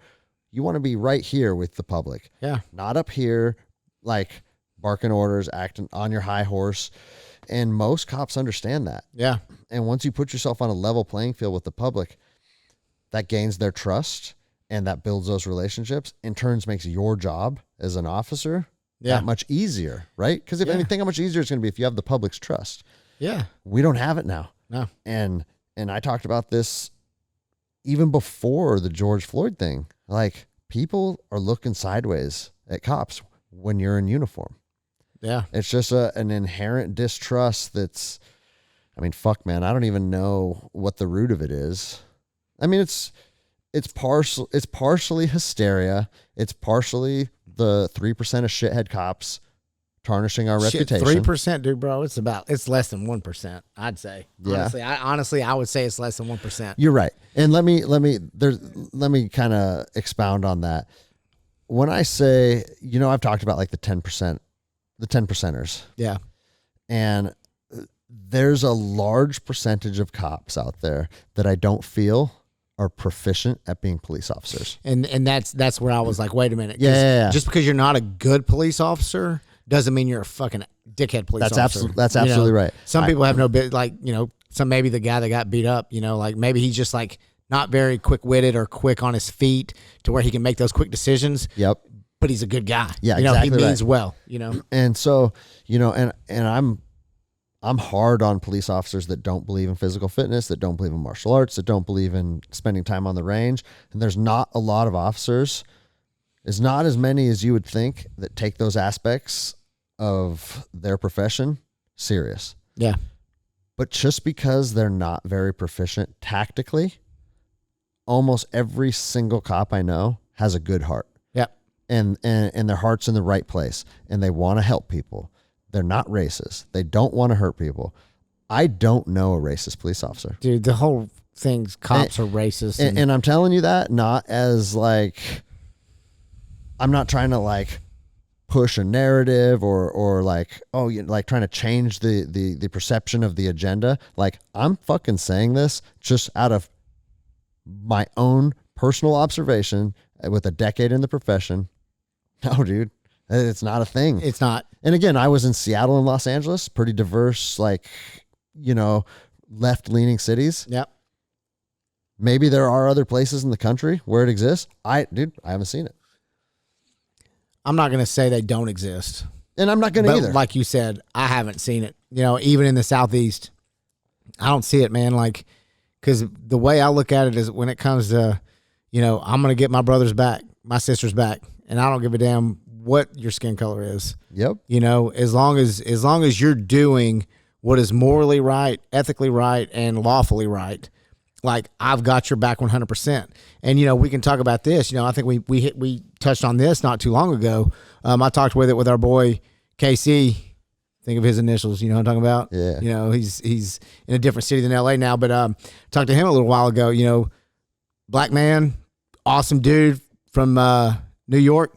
And, you know, we worked with him out in LA. And, you know, I was having a conversation with him, and I told you about it. Like, until we start policing our own, and I don't mean just the police. I'm talking, you know, cultures. You know, I'm not even talking about like communities. You know, take skin color out of it. Once you start policing your communities, and, you know, whether that's the law enforcement community, whether that's your neighborhood, whether that, you know, whatever it is, your jiu-jitsu, I mean, whatever it is, you know, say you get a dude coming in here that's just like trying to break everybody's arm, and, you know, he's 100% all the time. And it's like, whoa, you got to scale him back. It's like, you know, we don't try to hurt each other in here. You know, this is to learn. I love the enthusiasm, but chill the fuck out, right? Yeah, you know, of so course. Until we start really policing our own in our own communities. And just to clarify, when he's saying police, you mean just like put each other in check. Yeah, absolutely. Yeah, you know? Absolutely. Yeah. Thank you for clarifying Not that. a formal policing action. Yeah, no, but just, you know, like, hey man, you're fucking up. Yep. And you need to fucking take a look in the mirror and, you know, really think hard about what you're doing. You know, up in Chicago, that shit needs to happen. You know, I talked to another buddy of ours, J.A., who's in Riverside, right? He said the same thing about, you know, about Chicago. And it was kind of the same community. And they were both like, you're exactly right. And J.A., like, he's also a black man. Yep. And so these are my dudes. Like, these are my boys. You know, I can go see, I haven't seen them in many years, but I could walk up to them just like I did you and say, like we never left. I can say this with absolute certainty. The only time I've heard police officers slinging racial slurs was on our SRT team, back and forth at each other. Yeah. All in good fun. Yeah, but that's the thing. We're not a bunch of bitches that get our butts hurt about a bunch of bullshit, you know. And that's why. Because we love each other. Yeah. It's the camaraderie, you know, like I would die for those dudes. You know, I told Sonny, shit, I gave his name out. Well, no, it's his nickname anyway. So whatever, you know, I told his wife, you know Shout what? out, Sonny. Yeah, shout out Sonny. So I told his wife, you know, like at my going away party in LA, I looked at his wife and I said, your husband, that's my dude. That's my boy. I said, I would take a bullet for him so he could come home to you. That's how much I love him. And she went and told him that, you know, and Sonny was there. Like, he wished me, he was like, he came up to me like the day that I left, you know, and he was like, hey man, you know, my wife told me what you said. And he like started, like, I started tearing up, you know, I'm not gonna lie. I mean, whatever, man. I'm not a little bitch, but whatever. You know, ever since I had kids, I became a little bitch. I'm not gonna lie. But, Hey, I always say, dude, I learned to cry as a 35-year-old man. yeah. And I've cried in the last 4 years more than the rest of my fucking life combined. Right. You know, so I'm but a, I'm a little but bitch too, that's how I feel about all the dudes, you know, and that's something a lot of people don't understand. And guess what? Like you said, like you mentioned, all the Asians, you know, the black guys, the Hispanics, you know, the white guys, you know, on SRT when we were down there in LA, like I didn't see color. Of course not. You know? No. And that just goes like racism and policing is a bunch of bullshit. It's just a narrative that the media is trying to push, you know, and it's sad, you know. So I don't know. How do you combat it? I don't know, man. I don't know, because the only way that anything moves forward with any of these things that we're facing is just people having trust in each other and just have to believe that people are operating in good faith. That's not happening though. And until people are, yeah, it's fucking not, you know what I mean? We're going to be at combat. And I mean, that is why, like I said earlier, the trajectory that our culture is on is not sustainable. So at what point does the unsustainability like manifest? Yeah. You know? Where's the silent majority? I'm calling on you people. When I say, I don't mean you people, I mean like people. I'm calling on the people, the silent majority. You know, I don't care what race you are. You guys need to step up because law enforcement needs your help. And that's real, you know, and what's sad is I shouldn't have to ask for that. But if you guys really look at like Nazi Germany, you know, and kind of look at what happened with them, you know, trying to take the guns away, you know, trying to create fear in people, like this is exactly what's happening in America right now. Well, in like, people think like, oh, you're a conspiracy theorist. Like you bring up the Holocaust, and it's like, bring up the Holocaust and then bring up 1,000 other dictators throughout history, Stalin and Mao, and like how many people they killed. It's like, you guys, it's not out of the realm of possibility of some tyrannical government trying to control and kill its people. Like that's not outside of the realm of possibility. Correct me if I'm wrong, but isn't that how we became a country? Yeah, exactly.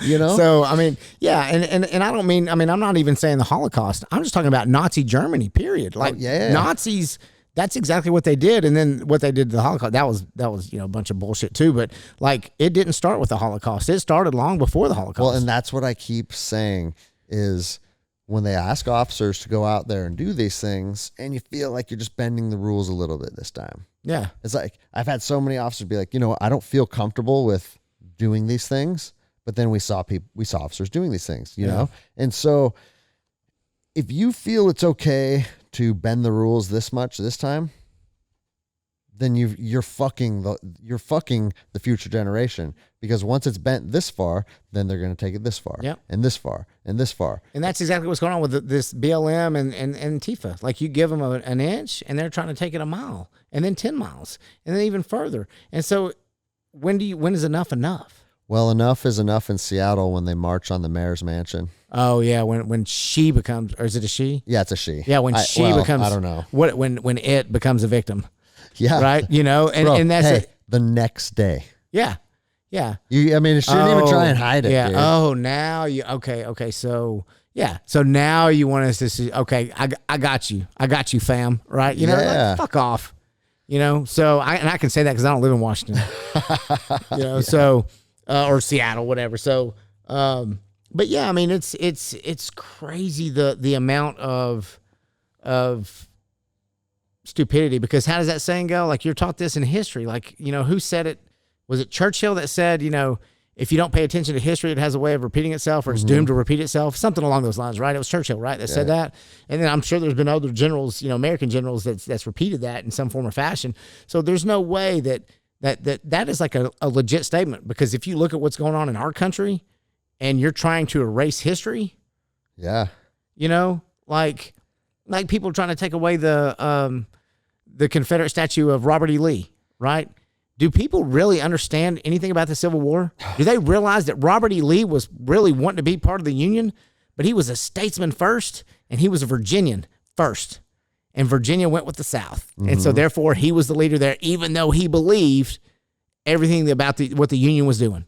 Well, and I mean, with people ripping all the statues down now, none of them probably understand anything historically about any of that stuff. It's just outrage culture, and we're mad at everybody. We're mad at Robert E. Lee. We're mad at Christopher Columbus. We're mad at everybody. And they just get that mob mentality. There's probably a percentage of these fucking mobs tearing statues down that don't even know who the statue is of. No, they're tearing down statues of like generals who fought. That's what I'm saying. To end slavery. Yeah, you know, exactly. And it's like, you fucking moron. Morons, dude. Yeah, and that's what's sad, dude. That's why I'm just like, you fucking people. You know, come on, man. So it just becomes, you know, and I'm almost done with Dan Crenshaw's book, but that's what this whole book is about, is outrage culture. How like it's a thing now to just be mad, just to be mad. And if you try to pin them down on what they're mad about, most of them don't even know. Yeah. No, it's like it kind of goes back to like when they go to college campuses and they talk about like some dude will interview and say, "Oh, what do you think about this? What do you think about Trump saying this?" Oh yeah. And they say it's actually from Hillary Clinton or like, you know, Bernie Sanders or whoever. And then they're like, "Well, what if I were to tell you that Trump didn't say that? It was Hillary." "Oh, well, you know, I still hate Trump." You know, and it's like, well, why? Like my stepbrother works for CNN, right? Meteorologist, whatever. And, you know, he kind of get in, like you talk politics with him, you know, and he's like, "Well, Trump's an asshole." "Okay, so why is he an asshole?"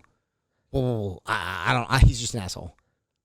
I agree. He is an asshole. But you know what? I don't want some fucking pussy ass, you know, bitch to run our country.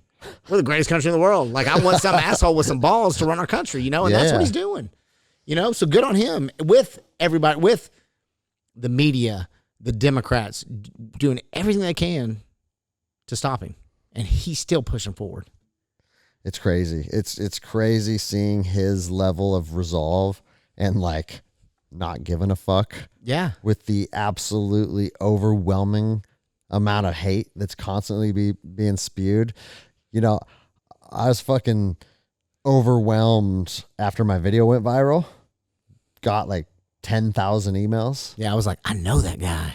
I know him. Dude. And 99% of the emails were people being cool. And then there's one like, "You're a fucking stupid cop. I hope you get fucking fired. Like, you're a piece of shit."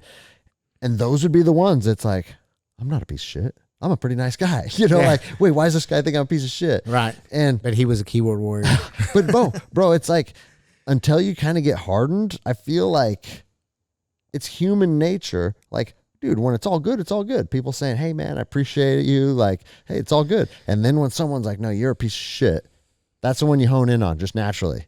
It's like, well, why does this guy think I'm a piece of shit? Because he doesn't give an explanation. He just says you're a piece of shit and you have to get fired. And then like, I mean, it literally took a couple weeks of going through those, and then like just start laughing at him, you know, because it's like, who the fuck would spend their time to write some dude on the other side of the country because you didn't like a video that he posted? Like a dude who's living in his parents' basement, who probably is a gamer playing like, you know, I don't know, Fortnite or, you know, Minecraft, and, you know, still pecks with both fingers when he types.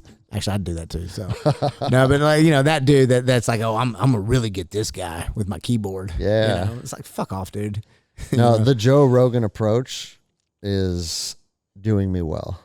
What's that? Just absolutely ignore the hate. Like, don't even, like, ignore it 100%. He doesn't read the comments at all. Right. Like, I'll still read the comments, but if someone's talking shit, like, delete. I'm not even going to, like, they don't want to go have any type of debate with you. They also don't want to learn anything. Yeah.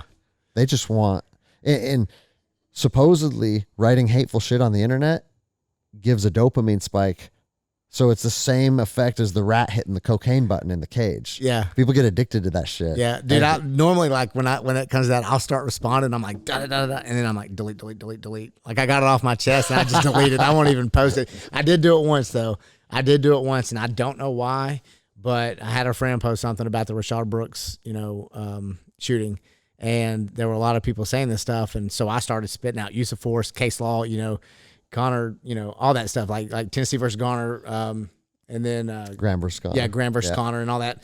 And so I ended up schooling them, and they wouldn't even respond to what I was saying. They would deflect with another question, such as, Oh, so you don't think that Americans have had, or blacks have had it, rough? I'm paraphrasing. Has had it rough, in the history, or in black Americans have not had it rough in the history. And I'm like, well, I'm not disagreeing with that. Yeah. I said, but the civil rights movement, and we've come a long way since 1964 in segregation. So what's your point? We have the same opportunities, like, what's your point, dude? Like, I don't disagree with that. Like if you know anything about history, that, it was fucked. It was absolutely 100% fucked, and I couldn't even imagine living in that time. Couldn't imagine it, and that's why, like, it's funny because I don't post a lot of shit on social media, but I was on a plane going one of the cities I've been to recently, and I watched Remember the Titans. You ever seen that movie? No. So it's a movie about football, and basically Denzel Washington's the head coach, and he is the first, like, so this school that he goes to, they changed the name of the school, and it is the first integrated school in Virginia, and so he's having to deal with, he's a black head coach dealing with, a bunch of basically racist, white football players and, now black football players, and he brings them together, and they win the state. His first year, they win the state title, and I already want to watch this. Dude, I mean, honestly, like, it's a great movie, and, I'm sure there was some Hollywood action to it, but, like, the principle is I said, the only thing I posted was people need to watch Remember the Titans, because this shit's getting out of hand. Some along those lines, Which is a message of unity. It's a message of unity, and in hard times. Yeah. In times, because this, I mean, it was just like, like I said, Virginia, there was some, there's still the Klan, and all that stuff up there, and there was a lot of, I think bricks were thrown through, the head coach's window, like Denzel Washington's window, his daughters, and stuff like that, and we do need to unify, and that's what scares the politicians the most, I think. Of course it does. And so they keep putting this fear, but I do believe there's a lot of people coming around. I think there's a lot of, I think there's a lot of liberals or Democrats coming back to, reality. And I'm not saying coming to the right, but they're waking up, of Democrats, liberals of all colors, I think people are really waking up, but you only have a few that are speaking out about it. Mm-hmm.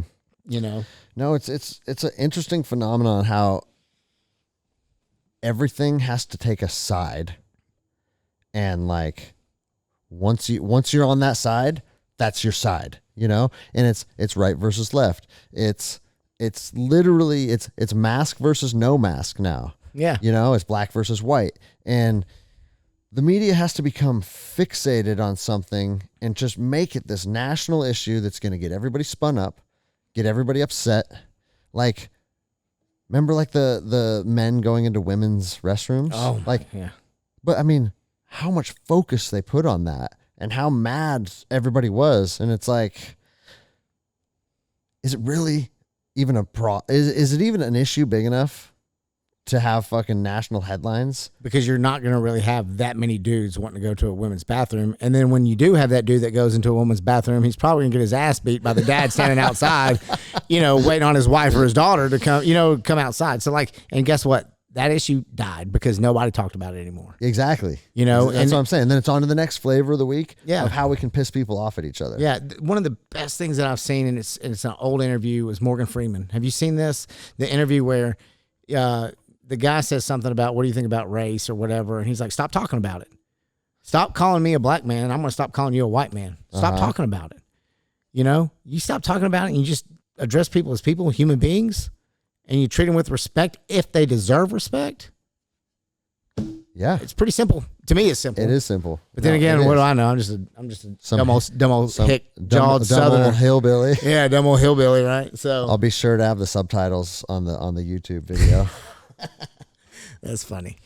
But yeah, man, I mean, I don't know, man. I don't know how to get it. I don't know how to get there. I don't know how, I hope we unify at some point. I think that's important. And I think a lot of people, I think the majority of people do believe that cops aren't racist. I think the majority of people think that, I guess I stopped in Tuscaloosa, Alabama on my way back from one of my recent travels, and, just shooting the shit for 30 seconds with the guy who was, checking me out at the counter while I got a water, at the gas station. hey, sir, I called him sir. He called me sir. It's like, you doing all right tonight? Yeah, man, I'm good. Black guy, young black kid, and I say kid because he was probably like, 18, 20 years old, and, I'm pushing 40. So, yeah, I mean, like, there was no, turmoil. There was no black, white. I mean, it's just, and that's the way I feel the majority of the country is, or at least I hope it is anyways. And that was my experience in LA too. Yeah. Like as a white dude, I drive anywhere I want. And like I'd even be in Compton, and maybe it's just because everyone's like, what's this white dude doing in Compton getting gas? I never had an issue, dude. Me either. The only issue I had was people trying to understand what I was trying to say. Because they'd be like, hey man, they're like, they'd ask me a question and I start talking, and they're like, hey, where are you from? Like, they weren't listening to a damn word I was saying to answer that question, where are you from? And I keep I've told this story 100 times about, I had 4 females out there, that thought that I was from Australia. Oh yeah. It's like, good day, mate. Yeah. Well, good day, mate. So, and it's like one of those, yeah, I'm not from Australia. I'm like, most people think I'm from England, but you hit the nail on the head. I'm from, Australia, and oh my God. Like MD, the guy, we were talking about him earlier. Yeah. And he was like, I was telling him that story earlier in the week and just happened to go out with him, I guess for a little bit, like dinner on a Friday night or something. And somebody walked up to him and started talking to him and asked me where, they heard me talking to him and they were like, where are you from?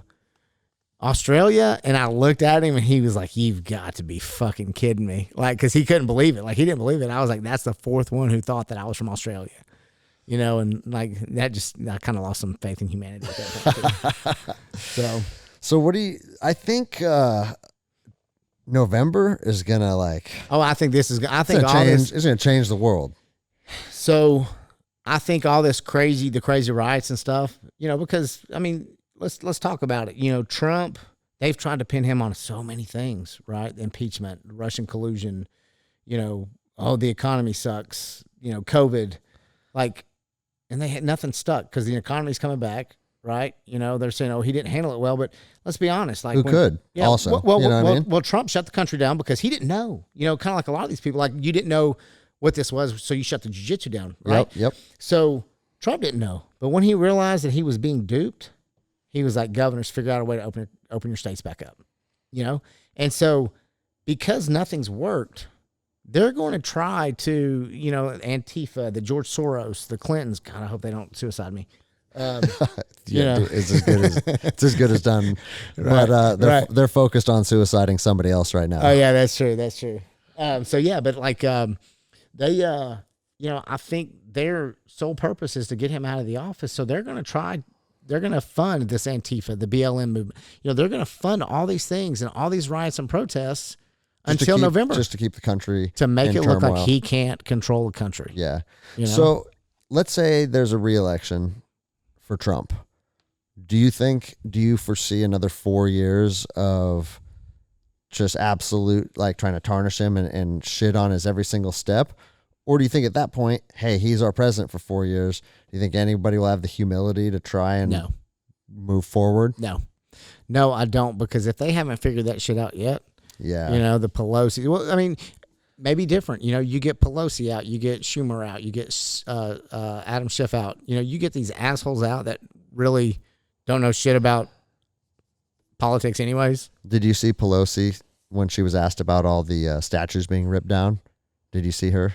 She goes, I try not to watch it, but people are going to do what people are going to do. You know what's funny? like hey, ripping down historical monuments is just people do what they do. You know what's funny is I agree with that statement. I agree people are going to do what they're going to do. Yeah. But not in the context that she's making it. She's a fucking idiot. She's probably drunk when she said it. So whatever. But yeah, I mean, like, no, I don't think. Hey, that's the 3rd most powerful human being in the world. Can you believe that shit? Could you imagine if Trump and Pence are gone and she's the leader of our country? Holy Christ.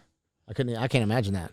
But no, I don't know, man. Like, to go back to your question, like, do you think things will get better? As far as like just the current climate of everything? Like, you think they'll just try to ride it out?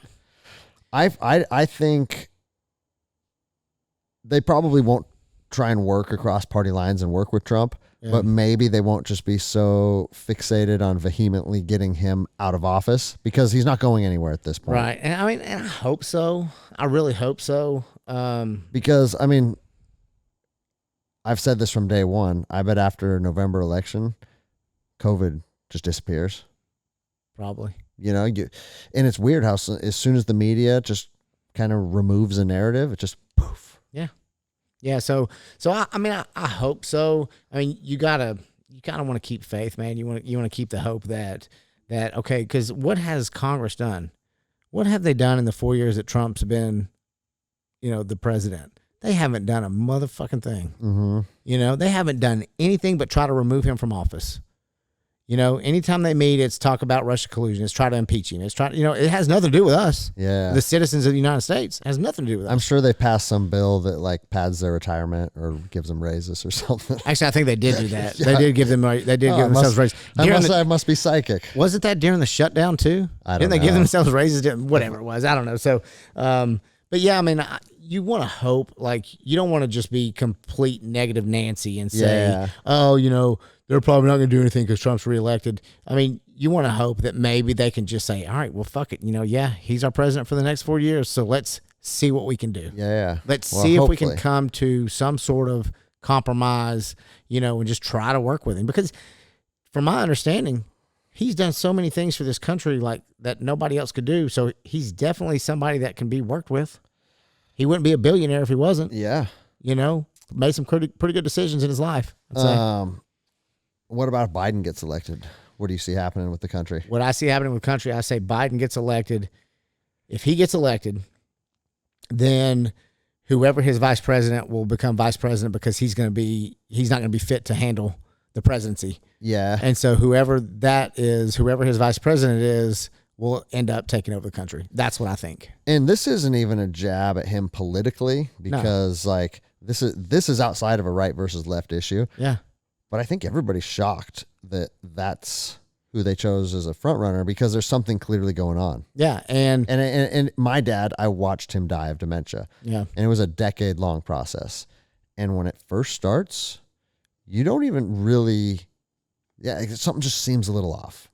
And then it gets worse. I think it's that way with my grandmother right now. And worse. Yep. And like, it even snuck up on him to where he's like, I can't fucking trying to do like a mechanical thing. And my dad rebuilt cars his whole life. Yeah. And so he went and got tested and it's like, oh, he's losing his abilities. Yeah. And so literally everybody I talk to that watches him speak publicly, he's lost. Maybe, I mean, I don't know. He's lost the ability, I would say. I think I agree with that. Because anytime he speaks publicly, like it seems to get worse and worse and worse. And like, did you watch the video of him at the swimming pool talking about corn pop and the fight that he got into? I saw a little bit about it earlier. And like his hairy legs and stuff. There's like, and I'm not even trying to be funny, but it's funny. Like, I mean, how can you not laugh at when you listen to that? But at the same time, oh, okay. There's something going on here. Did they at least cut to commercial real quick? I don't know. Maybe that was the plan all along is to wait until the eve of the election and then put who they determine to be like a pipe hitter, like their powerhouse player. Yeah, but I don't think it would be before the election, the eve of the election. I think he would have to get elected first. Before they No. I'm not saying on the eve of the election that's what they're going to pull him. I'm saying they're going to wait until last minute before they announce who the VP is going to be. Oh, possibly. Because I mean, fuck, I don't even remember. But a typical presidential election, how far out is the VP announced?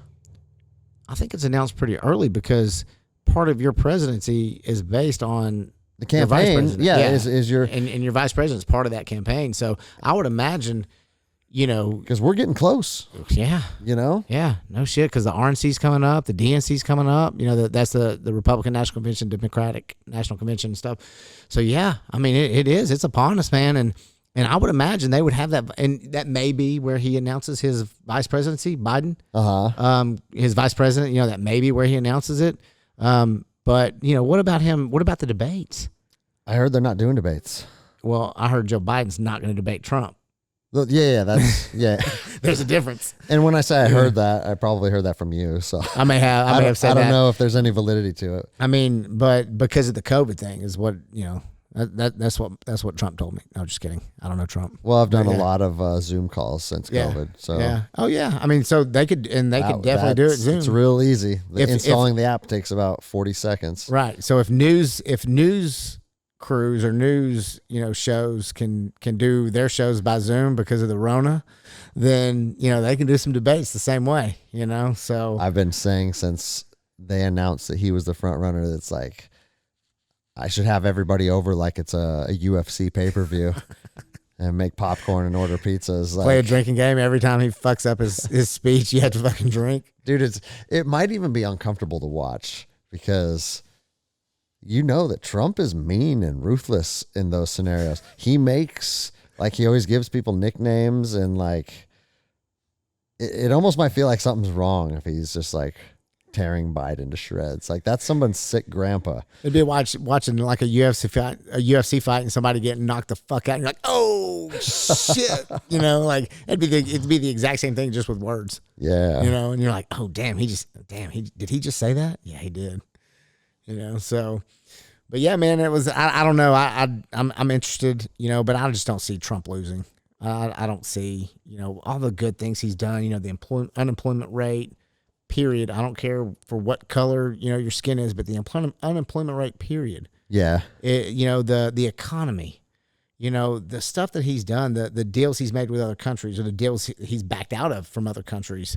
It's unbelievable. And the problem is, a lot of people talk about his Twitter, and he says some ill shit on his Twitter. But what he's doing is he's diverting everybody to focus on his Twitter while he's getting business done. And to me, I'm okay with that. Handle your business. Yeah. Because think about it. We laugh at some of the fucking shit he says on Twitter, right? So. And I'm I lean more right and I tend to be more conservative on things, but I also would like to believe the most important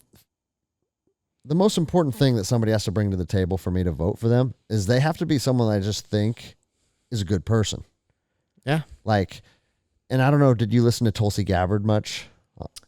We talked about this briefly, but not much, no, but I know. So what little I did, it's she seems to have a pretty good head on her shoulders. Yeah. So it's right versus left. Okay. But when you hear her talk, she's a good person. Yeah. She's reasonable. She's logical. Reasonable. She has a lot of life experience and she's military too, right? Yeah. She's still in the military. Right, she deployed to Baghdad and but you can tell she just is able to critically think about things. Yeah. And that's that doesn't exist in politics anymore. And that's why she got snuffed out so fast. Because they're like, oh no, Hillary Clinton doesn't like her. She seems too reasonable. Get her out of here. Quick. Yeah. Who's Hillary Clinton? Yeah. Shit, that's twice. I'm really fucking suicidal, don't I? But, and I voted for Trump the first time and I didn't vote for Bush. I don't think I voted for Bush either time. And I didn't vote for Obama because I just got sick of politics and I just stepped away from it. I didn't focus on it and I didn't, because it was consuming me. And I felt dude, if I can't affect something, why am I giving my life energy to it? I should be focusing on my kids, guitar, jiu-jitsu, things that I can do. And things you can control. Things I can control. Right. And I didn't vote for years. And I had a lot of my friends be like, well, since you don't vote, you can't bitch about shit. And I was like, I'll bitch about whatever I want, Right. But I ended up voting for Trump, not because of Trump, because of Hillary. Yeah. I think the silent majority, I think a lot of people did that. I mean, I was in the military for long enough, and I was also worked for State Department for long enough to hear lots of personal stories about her from my friends that worked her protection detail. I knew a guy that cooked for her. I've talked to people that were directly underneath her and she treated them all like absolute dog she's a shit. Bad human being. She would say you could say something, and these are guys that I know, good morning, ma'am. My security team doesn't fucking talk to me. Do you understand? Yeah. Stuff like that. Okay, fuck you very much. Thank you. Yeah, and so it's funny because someone that's worked a lot of protection details, and you have as well. Right. Like, the people that give you respect are the guys that you'll go to the end of the earth for. Yeah. You know, like the ambassador of Iraq, he was a diplomat when I was on his team at the time for the Anbar province. He was like, "Hey guys, I'm a lawyer. I'm a nerd. I don't work out. I don't know anything about guns. You tell me what to do and when to do it and where to go. Like, yeah, this is my detail and I'm the State Department diplomat, but I'm going to do anything you guys say because I respect what you guys do and who you guys are." And you know what? You respect that because he knows his role. We would have fucking died. Yeah. And we got plenty of fucking combat with that guy in the limo being protected. And it's what these people don't, all these like political elite fail to realize, like, dude, you treat your team like shit. When you need them the most, they might not be there. Yeah. You know, I'm not going to risk my ask. But I mean, we could do a whole nother podcast on personal protection details and that kind of stuff. But Hillary Clinton treated enough people that I know poorly that, and I had like one of my good buddies, I have a lot of friends in the SEAL community, was connected to Benghazi. Mm-hmm. One of his best friends was Ty Woods. They were roommates and stuff. And it's like, once you're part of this community and you see how those people were treated firsthand, yeah, I'm going to vote against her. And that's why I voted, you know? And I feel like that's where I'm at again. Like, I don't feel like I'm a Democrat or a Republican. If the Democrats put someone in that was just an absolute pipe hitter, I'd be like, what's up with this person? What do they have to bring? I want to remain objective. Yeah. And then they put fucking Biden in. And it's like, okay, well, I don't want him to be my president, so. And that's logical thinking, right? Like, and that's what I say, like, I'm not so far right. I'm not, you know, because there's certain things that I believe, you know, like, you know, pro-choice, you know, like, I don't believe in killing babies, but, you know, a rape victim, you know, is she going to resent that baby the rest of her life? I don't know. It should be up to her if she wants to take that, you know, like, and so, like, you know, that, like I say, I'm not so far right, but like you said, I believe the silent majority voted for Trump because they were not going to vote for Hillary. Yeah. You know, and I think a lot of people have been pleasantly surprised at the job that Trump's been doing. You know, aside from the Twitter bullshit, right? I mean, if people really look at what he's done for this country, the deals he's made, the deals he's backed out of, you know, all that stuff that I mentioned earlier about the economy and stuff, like, if you really look at that stuff, it's pretty fucking impressive for somebody who was not a politician, right? Yeah, but unfortunately, everybody's being force-fed all the negative aspects of our country. Right. And so, I mean, the amount of hatred for him is a real thing. Yeah. So many people hate his guts. But what's crazy to me is all these fucking celebrities loved him when he was hosting parties and dinners and stuff at Trump Towers and this and that. They fucking loved him, right? But then he becomes the president and he's like, well, I love this country and I'm going to do what's best for this country. And then all of a sudden they fucking hate his guts. And they're like, oh, well, he says he treats women like shit. Oh, because he had some locker room talk about, you know, I grabbed her by the pussy or whatever he said. And it's like, all right, name one female. Because one thing I've learned, females are worse than men.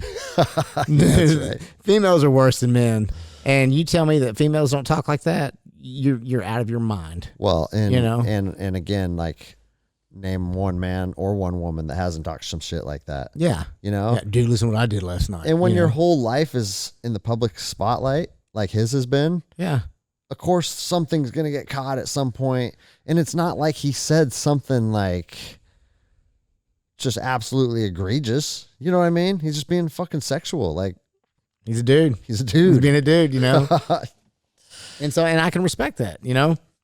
Dude talk, locker room talk, whatever they called it. Okay, cool. Yeah. Didn't offend me, you know, and you know that one of the other things. But if that's the best thing that they got on him. No, they got Russia collusion. No, wait, no, they didn't. They got what else did they get on him? Russia collusion. Oh, they were going to impeach him on the Russia collusion. Like, yeah, dude, they don't have whatever, you know. But it's like, what was it? Somebody told me, or somebody made one of those memes, you know, that you see on social media, and it's like, what did it say? It's like, so y'all are offended by him saying grab her by the pussy, but you know, 50 Shades of Grey sold 50 million copies, and it's like, and we know a bunch of men weren't buying this book, you know. So it's like, come on, man. Yeah. You know, I don't know if you saw that movie, but it's just like, no, I did not see that movie. okay, you should probably watch it with your wife. Yeah, I'll pass. That'll be a hard pass. No, you can Netflix and chill with it. Trust me. Watch it with your wife. So, but no, I mean, I'm just saying, like, it's one of those, like, that's one of those, like, it's a real hot, heavy, very, you know, sexual book. And women were all over it. All 3 books, they were all over it, you know? And so what you're saying is they wanted someone to grab them by the bingo. maybe, what's his name? Something, Christian Grey or whatever his name is. Yeah. I mean, like, and that's what I'm saying. It's like, you can't, that's kind of goes back to, you can't say that you're offended by him saying grab her by the pussy when you're, you know, all these women are buying, you know, this book about this dude just basically violently sexing his chick, you know, like I'm talking like, you know, cuffing her up and blindfold her. And, wait, let me get this correct. He was violently sexing. It wasn't rape because it was consensual. So, yeah, but I mean, like that's like, you know, and so you got to be real about this stuff. And, and that's why, like you said, if that's all they had on him, all right, cool story, bro. Well, wherever it goes, it's going to be entertaining. Like, yeah, man, I keep telling people, I have no fucking idea when everything's going to implode, but I'll be ready when it does. You know, buy guns, buy ammo, buy food, buy fuel. And, dude, I've never been a doomsday prepper or conspiracy theorist, but if any time is the right time, it's probably right now. Oh yeah. My parents, like when they thought Hillary Clinton was getting voted in, my stepdad built this like safe room, a fallout bunker. You know, I know it's got beds, it's got running water, shower. You know, I mean, and he's got his gun right. I mean, he's probably got 40 or 50 guns in there. Yeah, you know, and he's got a shit ton of MREs and ammo. So he's like, whoever you need to bring up here, come on up because we'll hunker down. So yeah, man, I'm ready too. All right, man. Well, we're at 2 hours, and I don't know. People probably don't want to hear us talk for another 3 hours, even though the card has the capacity.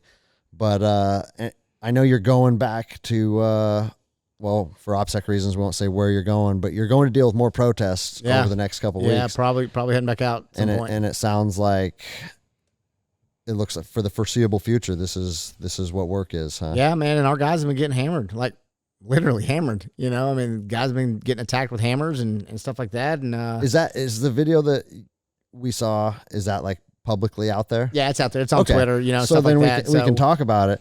I mean, there's a deputy walking out of a building and a guy starts hitting him with a claw hammer. Yeah. And I don't know, like you said, you don't want a Monday morning quarterback that guy, especially because it was just boom in his face and almost didn't have time to react. They had plenty of guys on top of him right then and there, you know, so. But it's like, that kind of stuff's a deadly force scenario. Yeah. And that's what's going to happen soon, you know? You know, maybe, you know, I don't know. I don't know that.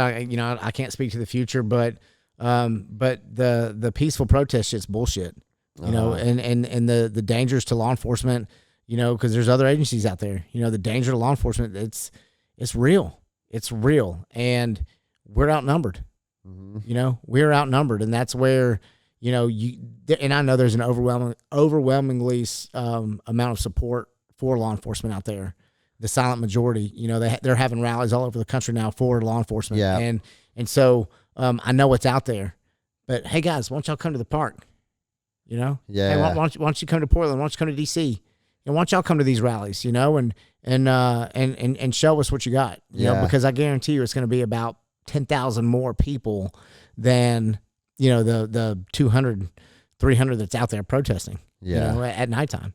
And so, yeah, man, I'm, you know, kind of got my bags packed still, you know, ready to go. They're not getting unpacked. So we'll see, you know, like you said, I'm ready. Cool, whatever we got to do. All right. Well, I know we kind of went off on a bunch of tangents, but that's what long format's for. So it was a good time. Yeah, man. But we're going to call it quits for tonight and head back home. You're going to drink some alcohol. I'm not allowed to. Some more alcohol. All right, guys. Thanks for listening.